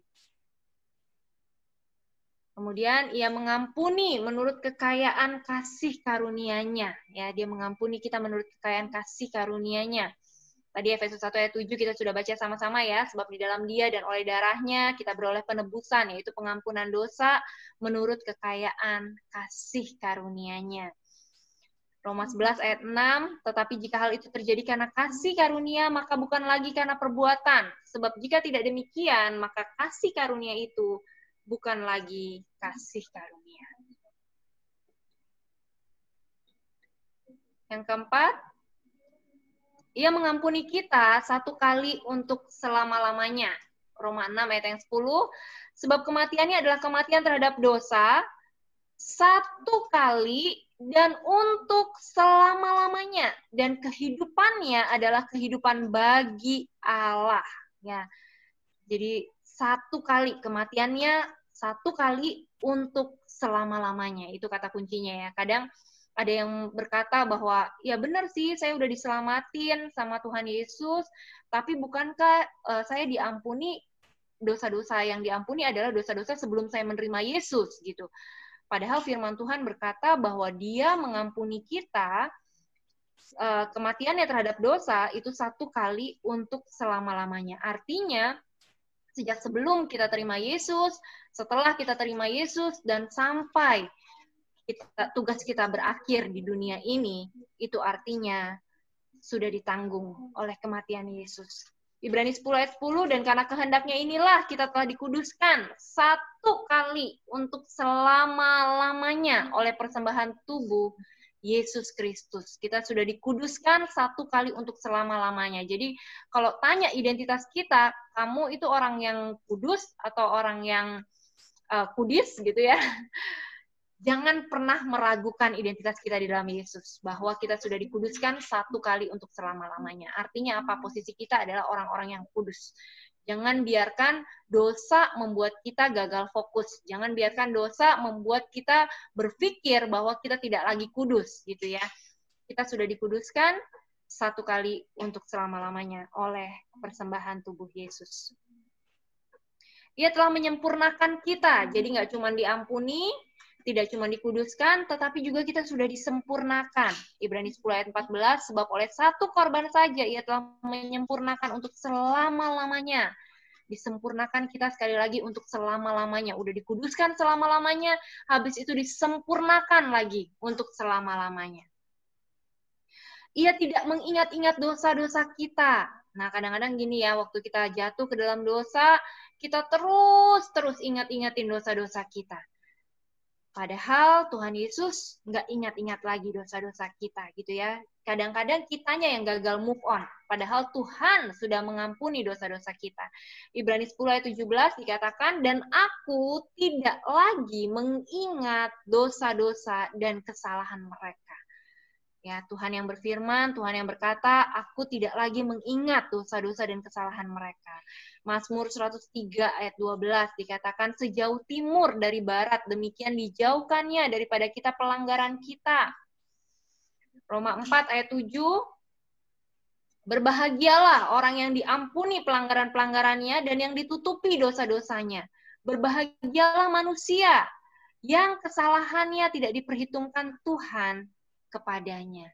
Kalau pengen tahu siapa sih orang yang paling berbahagia di dunia ini, saya setiap kali diingatkan dengan ayat ini, wah rasanya saya ingin meloncat-loncat kegirangan gitu ya. Kenapa? Karena saya menyadari sekali lagi bahwa saya adalah orang yang paling berbahagia di dunia.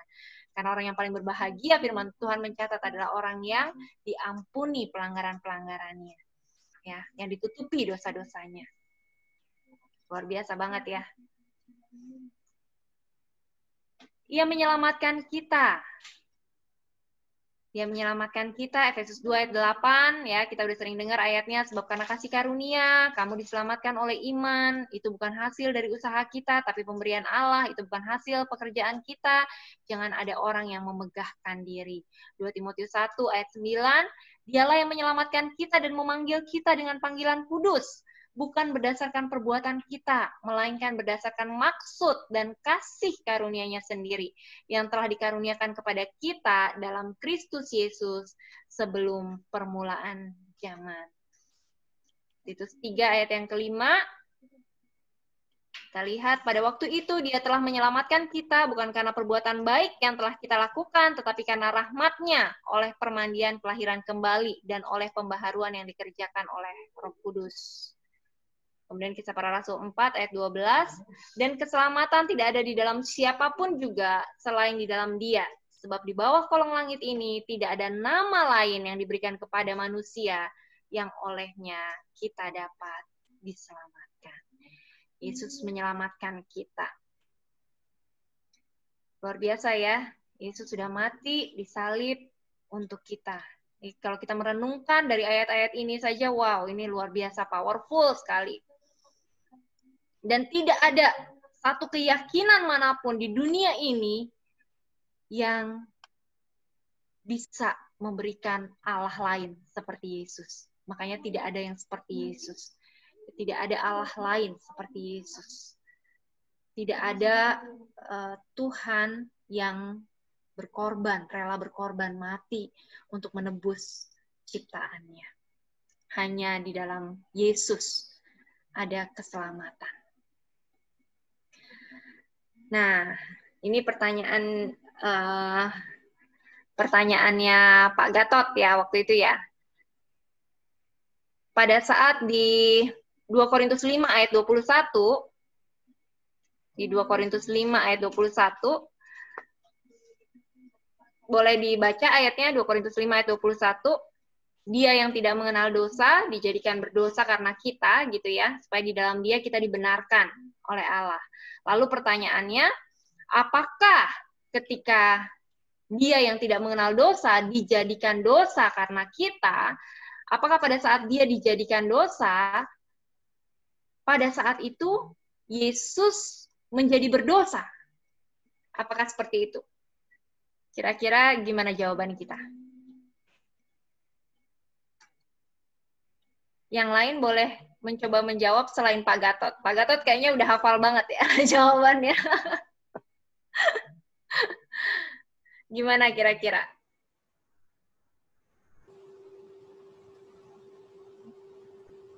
Apakah pada saat dia yang tidak mengenal dosa dijadikan dosa? Apakah pada saat itu Yesus kemudian menjadi orang yang berdosa? Pak Gatot boleh jawab kok, Pak. Bercanda aja, Pak. Ayo silakan, Pak Gatot boleh.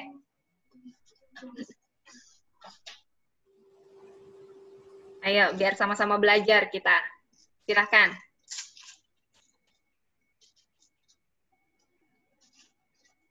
Ya. Bukan biar yang lain aja Bu ngasih kesempatan. Nggak apa-apa, Pak. Bapak boleh sampaikan juga, yang lain boleh kasih pendapatnya juga nanti. Ya, dari 2 Korintus 5 ayat 21, dia yang tidak mengenal dosa telah dibuatnya menjadi dosa karena kita, supaya di dalam dia kita dibenarkan oleh Allah. Jadi pemahaman yang tempo hari itu bahwa dia sebenarnya tidak mengenal dosa dan tidak ada benih dosa. Ya. Bahwa Allah tidak benar, tetapi dia dibuatnya menjadi dosa, karena dia tidak berdosa. Supaya di dalam dia kita dibenarkan oleh Allah. Gitu, Bu. Yang lain gimana? Jadi sebenarnya dia tidak berdosa gitu ya, Pak?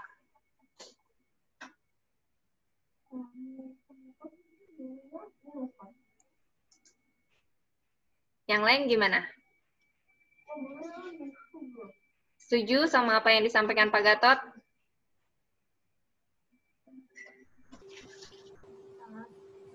Marta, gimana Marta? Seperti tambahan tadi Bu ya.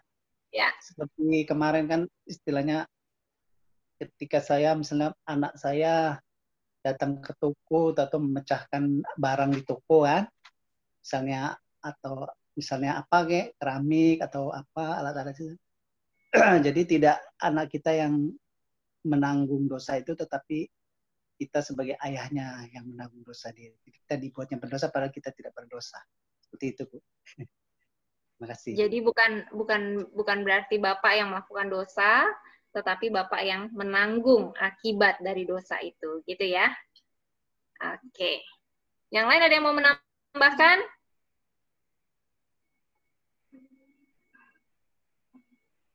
Mengheningkan cipta. Selesai.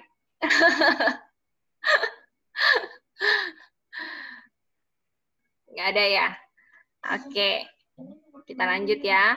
Apakah Yesus menjadi berdosa karena dia dibuat menjadi dosa karena kita?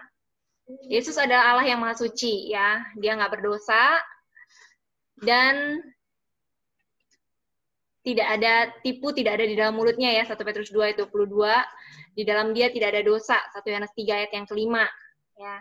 Ibrani 4 ayat 15. Tadi imam besar yang kita punya bukan imam besar yang tidak merasakan merasakan kelemahan-kelemahan kita, ia juga dicobai tetapi dia tidak berbuat dosa gitu ya. Kemudian dia di dalam dia memang tidak ada dosa di 1 Yohanes 3 ayat 5. Jadi ayat tersebut menggunakan kata dosa dalam pengertian korban untuk dosa sesuai kalimat bahasa Yunani. Ayat di atas berbunyi, dia yang tidak mengenal dosa dijadikan dosa untuk kita agar kita dapat dibenarkan Allah di dalam dia.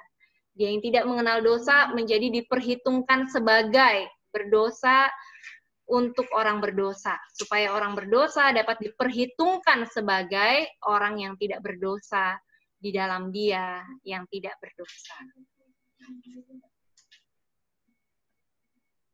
Jadi kita yang menggantikan. Allah menjatuhkan murkanya ke atas anaknya yang tidak berdosa itu sebagai ganti kita.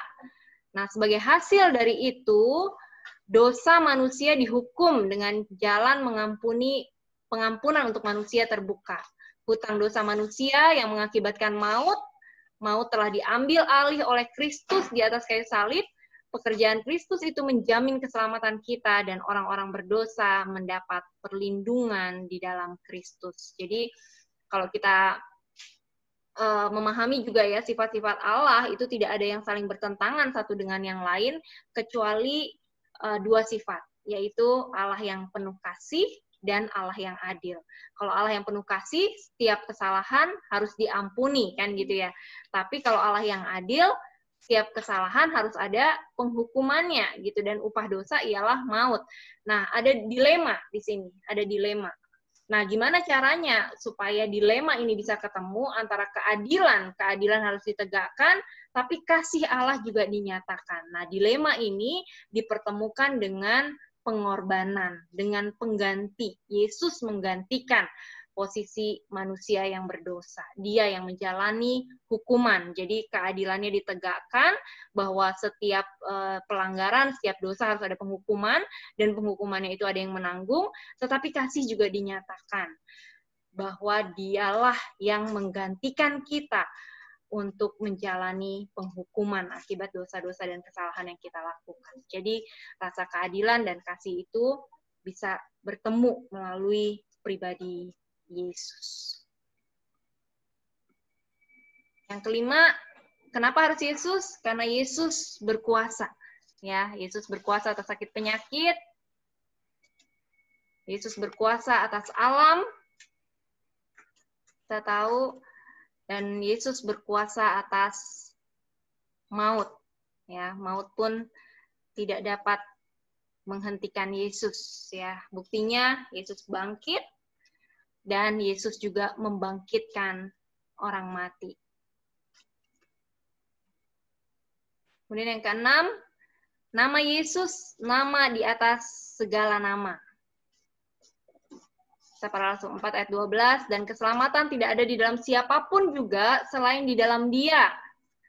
Sebab di bawah kolong langit ini tidak ada nama lain yang diberikan kepada manusia yang olehnya kita dapat diselamatkan. Filipi 2 ayat 9, itulah sebabnya Allah sangat meninggikan Dia dan mengaruniakan kepadanya nama di atas segala nama, supaya dalam nama Yesus bertekuk lutut segala yang ada di langit dan yang ada di atas bumi dan yang ada di bawah bumi, dan segala lidah mengaku bahwa Yesus Kristus adalah Tuhan bagi kemuliaan Allah Bapa. Jadi tadi kita sudah belajar ya mengapa harus Yesus. Karena hanya yang tidak berdosa yang dapat menebus yang berdosa. Hanya Yesus, pengantara manusia dan Allah. Mengapa harus Yesus? Karena Yesus mencintai kita. Kasihnya tanpa syarat, kasihnya tanpa batas, kasihnya berlebih-lebihan. Kemudian kenapa sih harus Yesus? Karena Yesus mati disalibkan untuk kita. Untuk apa Yesus mati disalibkan?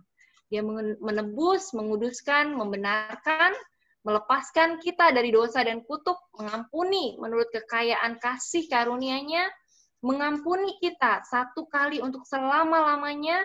Dia menyempurnakan kita, nggak hanya mengampuni saja, tetapi juga menyempurnakan kita, dan Ia tidak mengingat-ingat dosa kita. Dia juga yang menyelamatkan kita. Lalu kenapa harus Yesus? Jawaban kelima, karena Yesus berkuasa atas sakit penyakit, berkuasa atas alam, berkuasa atas maut. Buktinya Yesus berkuasa atas maut, Yesus bangkit, Yesus juga membangkitkan orang mati. Dan yang terakhir, mengapa harus Yesus? Karena nama Yesus, nama di atas segala nama. Oke, sampai di sini.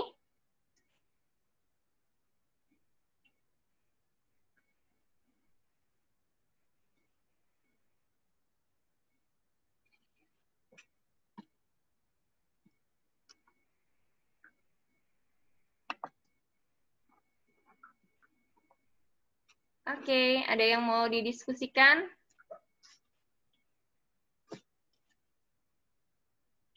Halo, Bu. Iya, Pak. Ini jadi saya teringat tadi di Ibrani 4 ayat 15. Ya. Mungkin bukan bertanya, tapi menelusuri kembali tentang pencobaan yang tempo hari sudah berapa kali dibahas, Bu ya.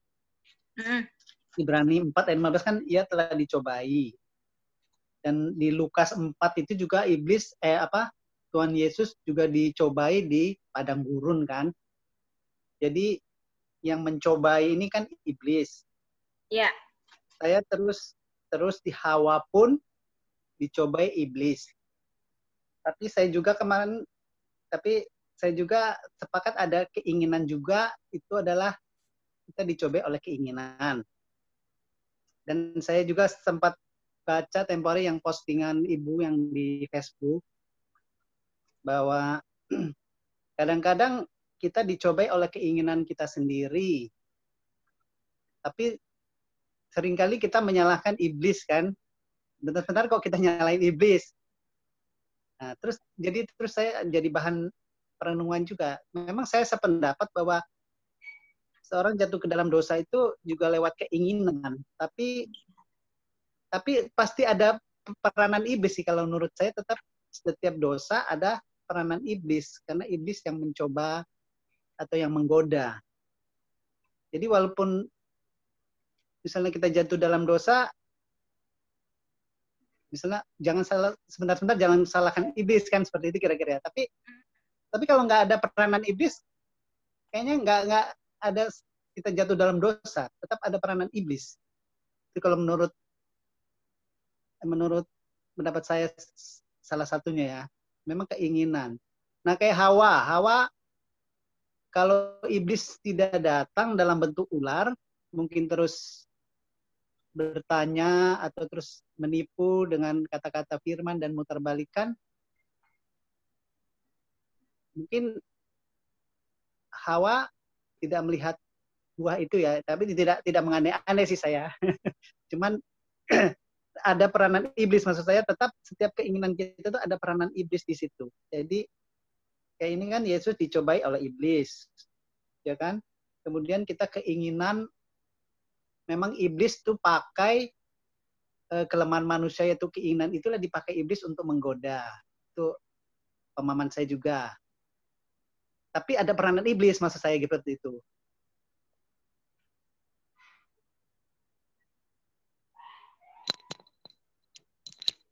Mungkin maksudnya digodain sama iblis ya, jadi muncullah keinginan itu ya Pak ya.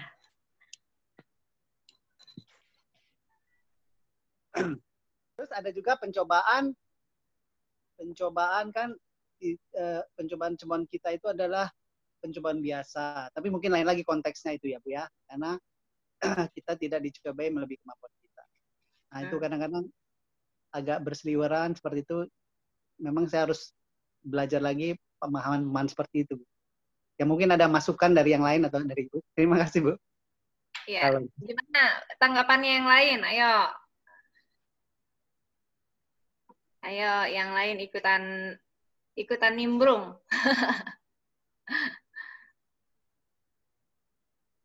Bumi Fong.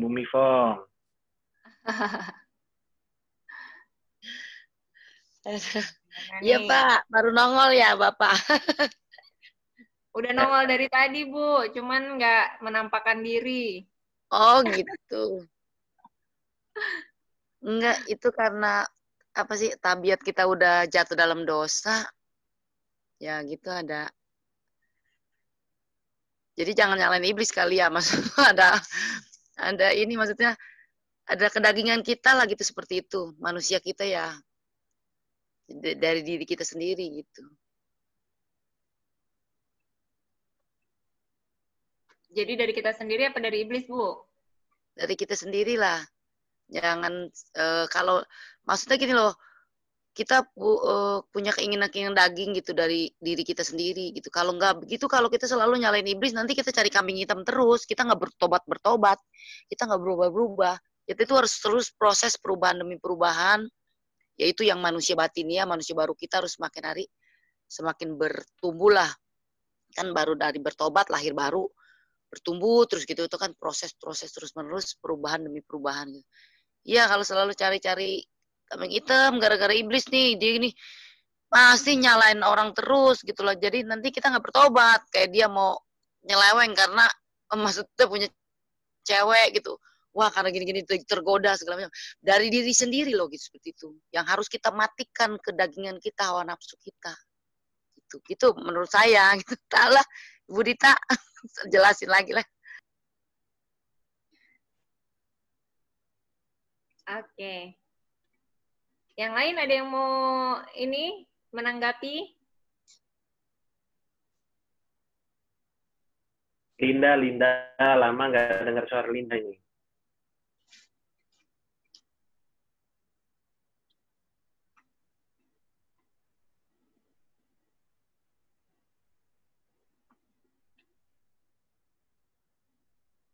Mari yang lain.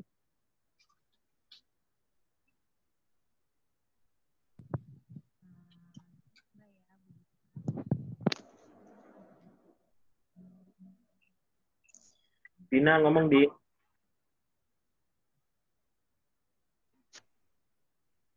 Ya, saya coba nanggapin ya. Sebenarnya kan sejak kematian Yesus di 2000 tahun yang lalu di kayu salib, itu kan sebenarnya iblis nggak punya kuasa lagi untuk yang lain. Hanya saja iblis masih bisa menipu gitu ya. Jadi dosa itu disebabkan oleh diri kita atau iblis. Sebenarnya kompromi terhadap dosa itu keputusan ya. Jadi iblis itu hanya punya kuasa menipu saja gitu. Nah, bagian kita mau ambil pilihan untuk kena tipu atau kita menyetujui tipuannya atau bagaimana gitu. Semuanya balik ke keputusan kita ya. Makanya ada yang dibilang namanya kompromi dosa gitu. Kompromi dosa itu artinya sudah jelas-jelas sudah tahu itu dosa, tapi dihajar gitu. Udah tahu itu nggak benar, udah tahu itu pacaran nggak sehat, tapi tetap dihajar gitu ya. Jadi nggak bisa juga kita bilang statement bahwa semua dosa yang kita lakukan karena iblis untuk membenarkan apa yang kita lakukan. Semuanya balik lagi ya karena dipicu oleh keinginan daging gitu. Karena kan kita ada keinginan roh, ada keinginan daging ya. Jadi keinginan daging itu muncul ya karena pilihan sendiri tentunya gitu. Makanya kita perlu firman untuk memberitahu diri kita lagi mana yang salah, mana yang benar gitu. Jadi sebenarnya balik lagi ke konteks awal, sebenarnya iblis hanya punya kuasa untuk menipu kita saja sih. Gitu sih kalau dari saya. Yang lain ada yang mau menanggapi?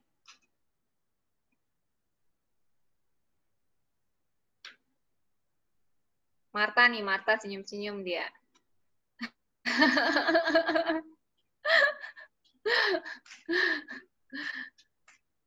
Gimana Marta? Kalau saya setuju tadi ya dengan Nini ya.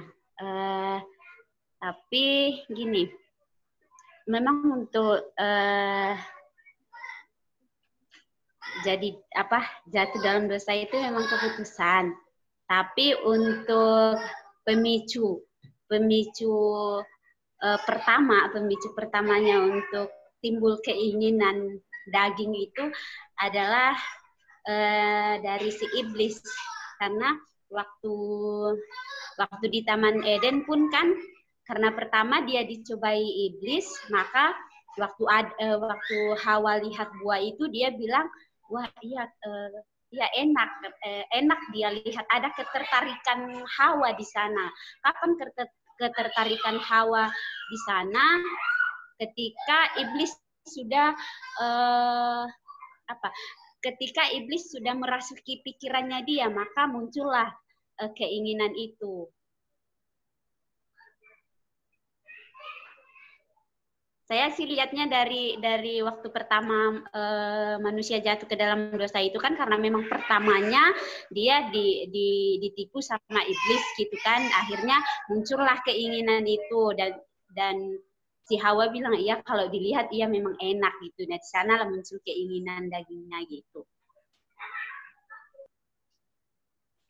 Oke. Yang lain ada yang mau menanggapi?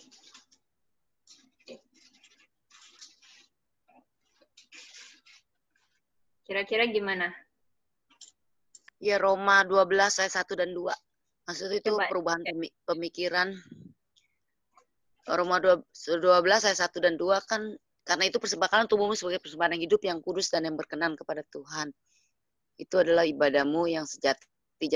Janganlah kamu menjadi serupa dengan dunia ini, tetapi berubahlah oleh pembaharuan budimu, sehingga kamu dapat membedakan manakah yang benar, yang atau kira-kira gitu lah. Saya nggak buka Alkitab, maksud itu kira-kira tuh supaya kita tuh mempersembahkan tubuh sebagai persembahan yang hidup, harus terus-menerus, istilahnya seluruh pikiran kita diubahkan oleh firman, sehingga ada pembaharuan pemikiran demi pemikiran, sehingga kita semakin hari semakin berkenan dan beribadah yang menyenangkan hati Tuhan. Itu kan maksudnya tuh kadang-kadang kalau pikiran kita nggak benar kan kita gampang sekali melakukan dosa gitu. Kalau pikiran kita ngaco, kita melakukan perasaan apa yang kita lakukan itu benar gitu. Padahal itu kan salah semua gitu. Tapi kalau pikiran kita diperbarui oleh firman, kita ngerti kebenaran, maka kita pasti akan melakukan hal-hal yang menyenangkan hati Tuhan. Ibadah kita ya berkenan di hadapan Tuhan gitu. Semakin kita Tuhan memperbarui pikiran kita, semakin kita istilahnya tuh menyenangkan hati Tuhan gitu. Jadi pertanyaannya Pak Gatot tadi Bu, apakah dari iblis atau dari diri kita? Dari diri kita juga, terus pemikiran kita yang nggak benar, makanya harus dicuci terus, maksudnya dengan kebenaran firman Tuhan. Semakin kita mengerti kebenaran firman Tuhan, kita ngerti mana yang baik, mana yang benar, yang berkenan di hadapan Tuhan. Tapi kalau kita nggak ngerti akan kebenaran firman Tuhan, kita gampang sekali ditipu iblis, gampang sekali kita menurutinya, juga maksud gini loh, kita nyelonong terus, akan-akan kita melakukan yang benar, padahal kita tuh salah gitu. Tapi kalau kan dosa, jadi kan kalau salah kan melakukan dosa. Tapi kalau misalnya kita terus-menerus diperbarui pemikiran kita ngerti nanti kehendak Tuhan, jadi kita istilahnya nggak mudah jatuh, istilahnya melakukan hal-hal yang jatuh dalam dosa seperti itu. Gitu. Jadi harus dari kita sendiri ya. Dari kita sendiri. Jadi semakin kita mengetahui firman Tuhan, dalam hatiku aku menyimpan janjimu supaya aku jangan berdosa kepadamu. Itu firman tuh dalam apalagi itu firman semua hafalan sebenarnya sih. Ya gitu seperti itu. Terus dengan apakah seorang muda mempertahankan kelakuannya bersih? Orang muda kan susah tuh, hawa nafsu daging, hawa nafsu segala seks. Dengan apakah seorang muda mempertahankan kelakuannya bersih? Dengan menjaganya sesuai dengan firman Tuhan. Jadi kalau ada firman dalam hati, jadi ogah, nggak mau lakukan dosa gitu. Begitulah kira-kira Bu. Jadi dari kita sendiri, kita harus tingkatkan kebenaran firman Tuhan yang terus-menerus. Jadinya nanti nggak mudah itu. Jadi dari kita sendiri gitu, seperti itu. Jadi maksudnya nggak nyalain iblis. Memang iblis ada juga. Dia cuman gini loh, ngomporin. Dia cuman menawarkan. Dia cuman mengomporin, nawarkan. Kalau misalnya kayak kita burung, dia akan terbang di seluruh langit gitu loh ya. Tapi kalau kita nggak kasih dia di kepala kita, dia nggak akan bersarang. Tapi kalau kita buka celah seperti itu ya, dia akan bersarang. Itulah dosa gitu, seperti itu. Sekali lah, Bu Dita lebih coba lagi jelasin. Oke. Kalau kita lihat di Kolose 2 ayat 15. Kolose 2 ayat 15, Pak.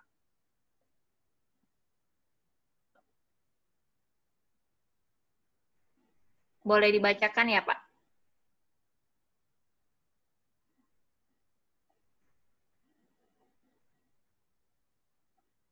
Kolose 2 ayat 15. Pemerintah, Kolose 2 ayat 15 ya? Ya. Ia telah melucuti pemerintah-pemerintah dan penguasa-penguasa dan menjadikan mereka tontonan umum dalam kemenangannya atas mereka. Iya, itu pada saat Yesus mati di atas kayu salib ya, Pak. Jadi Yesus telah melucuti pemerintah-pemerintah dan penguasa-penguasa dan menjadikan mereka tontonan umum dalam kemenangannya atas mereka. Artinya iblis itu sudah dikalahkan. Ya, iblis itu sudah dikalahkan. Artinya iblis sudah tidak lagi punya kuasa atas kehidupan orang percaya.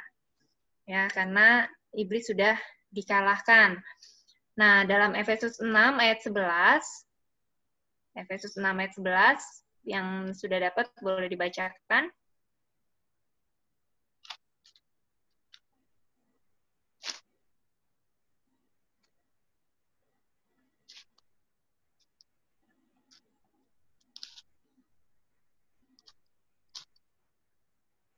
Efesus 6 ayat 11.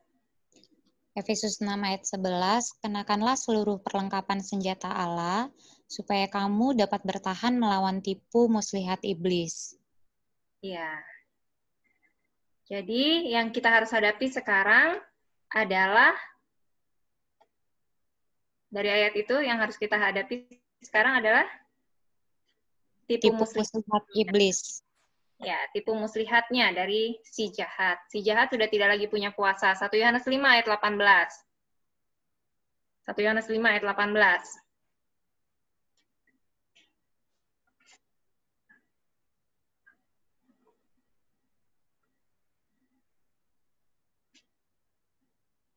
Boleh dibacakan yang udah dapat?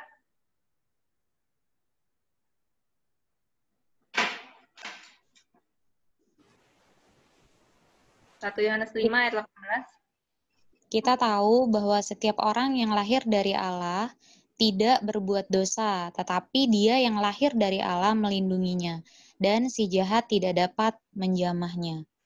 Iya, jadi jangan dikit-dikit kambing hitamin si jahat, Pak. Karena si jahat udah nggak bisa lagi menjamah kita, ya, karena dia melindungi. Siapa dia? Siapa dia yang melindungi kita? Dia yang lahir dari Allah melindunginya. Ya, Yesus melindungi kita, ya. Jadi si jahat nggak bisa lagi menjamah kita. Dan saat Yesus mati di atas kayu salib, Yesus sudah melucuti segala pemerintah-pemerintah dan penguasa-penguasa, dan bahkan menjadikan mereka tontonan umum atas kemenangannya atas mereka. Nah, sayang banget orang percaya masih banyak yang berpikir kita yang masih harus berperang melawan si jahat ini. Jadi kita mikirnya si jahat ini kuasanya masih begitu besar, begitu menyeramkan, begitu menakutkan. Padahal sudah dilucuti semuanya gitu ya. Dia sudah dilucuti dan sudah dijadikan tontonan umum gitu atas kemenangan Yesus atas mereka. Nah, yang sekarang kita harus pakai adalah perlengkapan senjata Allah. Itu firman ya, perlengkapan senjata Allah, supaya kita bisa bertahan melawan tipu muslihatnya saja.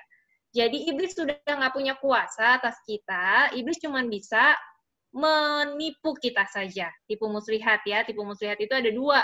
Tipu muslihatnya apa? Yang pertama, itu sama seperti Adam dan Hawa. Apa? Pengenalan akan Allah. Dibilangnya iblis itu seolah-olah mengatakan bahwa Allah itu adalah pribadi yang jahat, pribadi yang pelit, pribadi yang kejam gitu ya. Nah, tipu muslihat itu masih sama modus operandinya sampai hari ini tuh masih sama gitu ya. Jadi dia nggak cuma nipu si Hawa, tetapi juga nipu kita sampai hari ini. Kadang kita ngerasa waktu kita berjalan seorang diri, seolah-olah kita bertanya, Tuhan ada di mana? Tuhan kok nggak mempedulikan kita? Kenapa kok Tuhan membiarkan ini semua terjadi? Dan lain sebagainya. Kita mulai tertipu gitu ya, tertipu. Kita salah mengenal Allah gitu ya. Kemudian tipu muslihat yang kedua, pengenalan akan diri sendiri. Ya, pengenalan akan diri sendiri. Pengenalan akan diri sendiri itu apa? Yaitu salah melihat diri. Sama seperti si Hawa, dia berpikir dia harus melakukan sesuatu terlebih dahulu supaya dia bisa menjadi sama seperti Allah. Dia harus makan dulu buah dari pohon pengetahuan yang baik dan yang jahat supaya dia bisa sama seperti Allah. Padahal sebenarnya sejak mulanya Tuhan sudah menciptakan dia segambar dan serupa dengan Allah. Sama juga halnya dengan kita gitu ya. Kita seringkali salah melihat diri. Kita berpikir melihat dari kelemahan kita, melihat dari kekurangan kita, lalu kita mengukur diri kita baik atau buruk dari apa yang kita lakukan. Kita lupa, kita sekali lagi gagal fokus. Kita lupa melihat karya Kristus yang begitu indah, karya Kristus yang begitu sempurna, karya Kristus yang begitu luar biasa, yang sudah menyucikan, menguduskan, dan menebus kehidupan kita satu kali sempurna untuk selama-lamanya, sehingga kehidupan kita sekalinya kudus, kudus sampai seterusnya, sekalinya sempurna, sempurna sampai seterusnya gitu. Kita sudah dibenarkan, kita benar sampai seterusnya. Nah, kadang kita lupa akan identitas diri ini. Kemudian penyebab dosa lagi yang tadi kita lihat yang pertama adalah tipu muslihat kan gitu ya, tipu muslihat dari si jahat. Jadi si jahatnya sendiri sudah nggak punya kuasa, tapi dia hanya bisa menipu kita aja. Tipu muslihat itu ada dua, pengenalan akan Allah dan pengenalan akan diri sendiri. Kemudian yang kedua dari keinginan gitu ya, Yakobus 1 ayat 12 sampai 13. Coba lihat Yakobus 1 ayat 12 sampai 13. Yang udah dapat boleh bacakan. Yakobus 1 ayat 12 sampai 13. Pengujian dan pencobaan.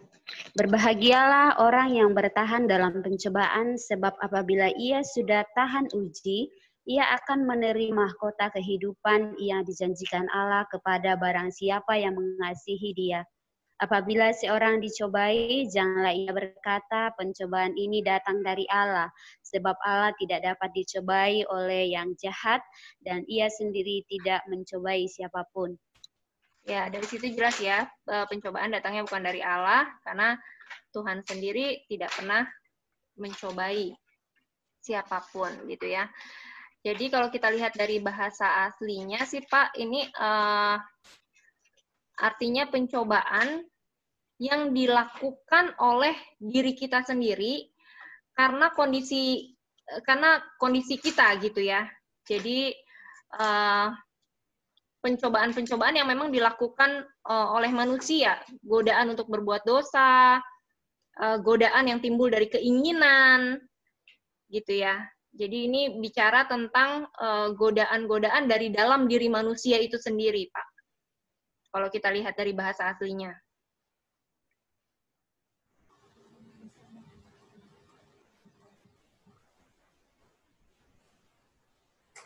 Jadi kita lihat bahasa aslinya peirasmos, gitu ya. Jadi pencobaan yang dilakukan oleh diri kita sendiri gitu, karena memang dari manusia, dari keinginan manusia. Jadi pencobaan yang berasal dari internal, dari dalam diri manusia.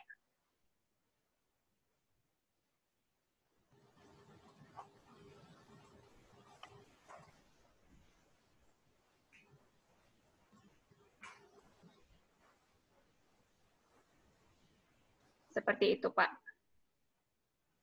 Dari Pak Gembala mungkin mau menambahkan? Ya, kalau iblis itu cuma pemicu saja, keputusan dalam tangan kita. Jadi iblis nggak bisa buat kita jatuh dalam dosa. Ketika kita mengenal Tuhan dengan benar, ketika hati kita memang nih fokusnya sama Kristus, kita nggak akan jatuh dalam dosa. Dia hanya memicu. Agathos. Jadi bukan penyebab. Yang bisa memicu kita untuk jatuh dalam dosa itu bukan hanya orang-orang sekitar kita juga bisa. Bahkan orang-orang terdekat kita atau iblis itu adalah penyebab kita jatuh dalam dosa. Jadi dia hanya memicu. Kayak misalkan kita minum air es, tiba-tiba gigi saya ngilu, misalkan. Waktu gigi saya ngilu, saya berkata, wah ini penyebabnya air es, gitu ya. Tapi waktu dapat minum air es, nggak ada masalah. Ana minum air es, nggak ada masalah. Nah, memang karena problem dalam gusi saya, ketika saya minum air es, dia memicu terjadinya reaksi di sini. Nah, problemnya ada di mana? Di gusi saya. Makanya bagi Pak Gatot yang nggak punya problem gusi, bagi Ana yang nggak ada problem gusi, minum air es nggak ada masalah. Nah, sama. Dalam hidup ini selalu begitu. Keadaan, situasi yang kita hadapin, orang, atau mungkin kalau tadi Pak Gatot pakai dasar ayatnya adalah iblis yang menawarkan, itu hanya tawaran atau pemicunya saja. Tapi keputusan dalam tangan kita masing-masing. Jadi iblis nggak bisa buat kita jatuh dalam dosa. Karena kita adalah anak Tuhan, apalagi iblis sudah dikalahkan. Makanya dia pakai senjatanya adalah menipu, mendakwa. Dua yang utama kan kerjaan iblis itu kan menipu. Yang kedua yang siang dan malam dia lakukan adalah mendakwa kita. Makanya kenapa kita harus khotbahkan Injil kepada diri kita sendiri. Kalau kita nggak menceritakan tentang darah Kristus pada diri kita, kita tidak menyadari kehadiran darah Kristus, kita mudah sekali kena dakwaan, merasa tidak layak, merasa nggak mampu, merasa nggak dikasihi. Nah, ini dia problem. Makanya penting sekali kita belajar seperti ini, mendengarkan kebenaran firman Kristus, supaya kita nggak kena tipu. Kalau kita sudah mengenal dia dengan benar, hati kita memang saya. Silakan.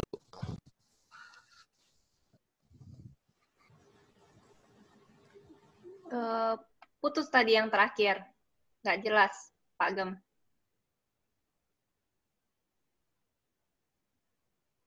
Mungkin sinyalnya ya. Suara tadi nggak kedengaran ya? Yang terakhir, kalimat yang paling akhir. Oh, jadi situasi, keadaan, atau iblis itu hanya memicu kita. Kalau kita mengenal Tuhan dengan benar, maka kita nggak mungkin kena tipu. Jadi kerjaan utama iblis kan ada dua. Yang pertama menipu kita, yang kedua mendakwa kita siang dan malam.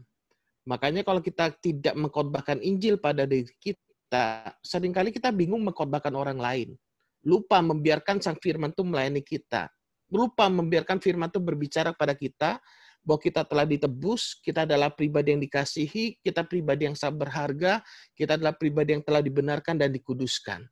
Kita lebih mendengar kata orang lain daripada kata firman. Itu dia letak problemnya.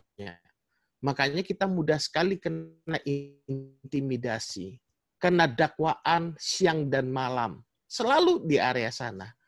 Kebanyakan. Makanya selama kita mengenal Tuhan dengan benar, kita nggak akan kena tipu. Iblis nggak bisa menjatuhkan kita.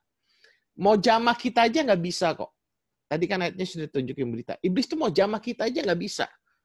Kenapa? Ada perlindungan kuasa darah Yesus yang sempurna dalam hidup kita. Tapi kalau kita tidak mengenal dia dengan benar, di sanalah pintu serangannya si jahat dalam hidup kita. Makanya kadang kita terlalu baper. Ya, kita baper terus. Kenapa? Karena kita lebih dengar apa kata orang lain, apa kata diri kita sendiri tentang diri kita, lebih daripada apa kata Tuhan.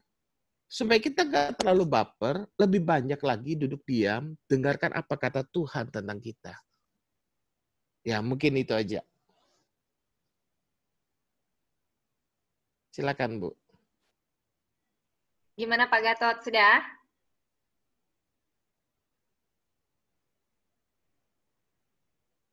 Oke, dari yang lain ada tanggapan? Pak Gatot, suaranya nggak kedengeran, Pak. Ya, sekarang gimana? Salam. Oh iya, sudah kedengeran. Ya, ya memang kalau ada pertanyaan tadi saya udah terjawab dulu. Sebenarnya apakah setiap dosa itu ada peranan iblis atau peranan Allah? Peranan iblis, setiap dosa itu apakah ada peranan iblis kan? Nah, jadi dari jawaban Ibu sama Bapak tadi ya udah terjawab. Jadi iblis hanya pemicu kan? Jadi iblis hanya pemicu. Jadi nggak ada peranannya sama sekali ya, cuman di kita semua. Terima kasih Bu, Pak.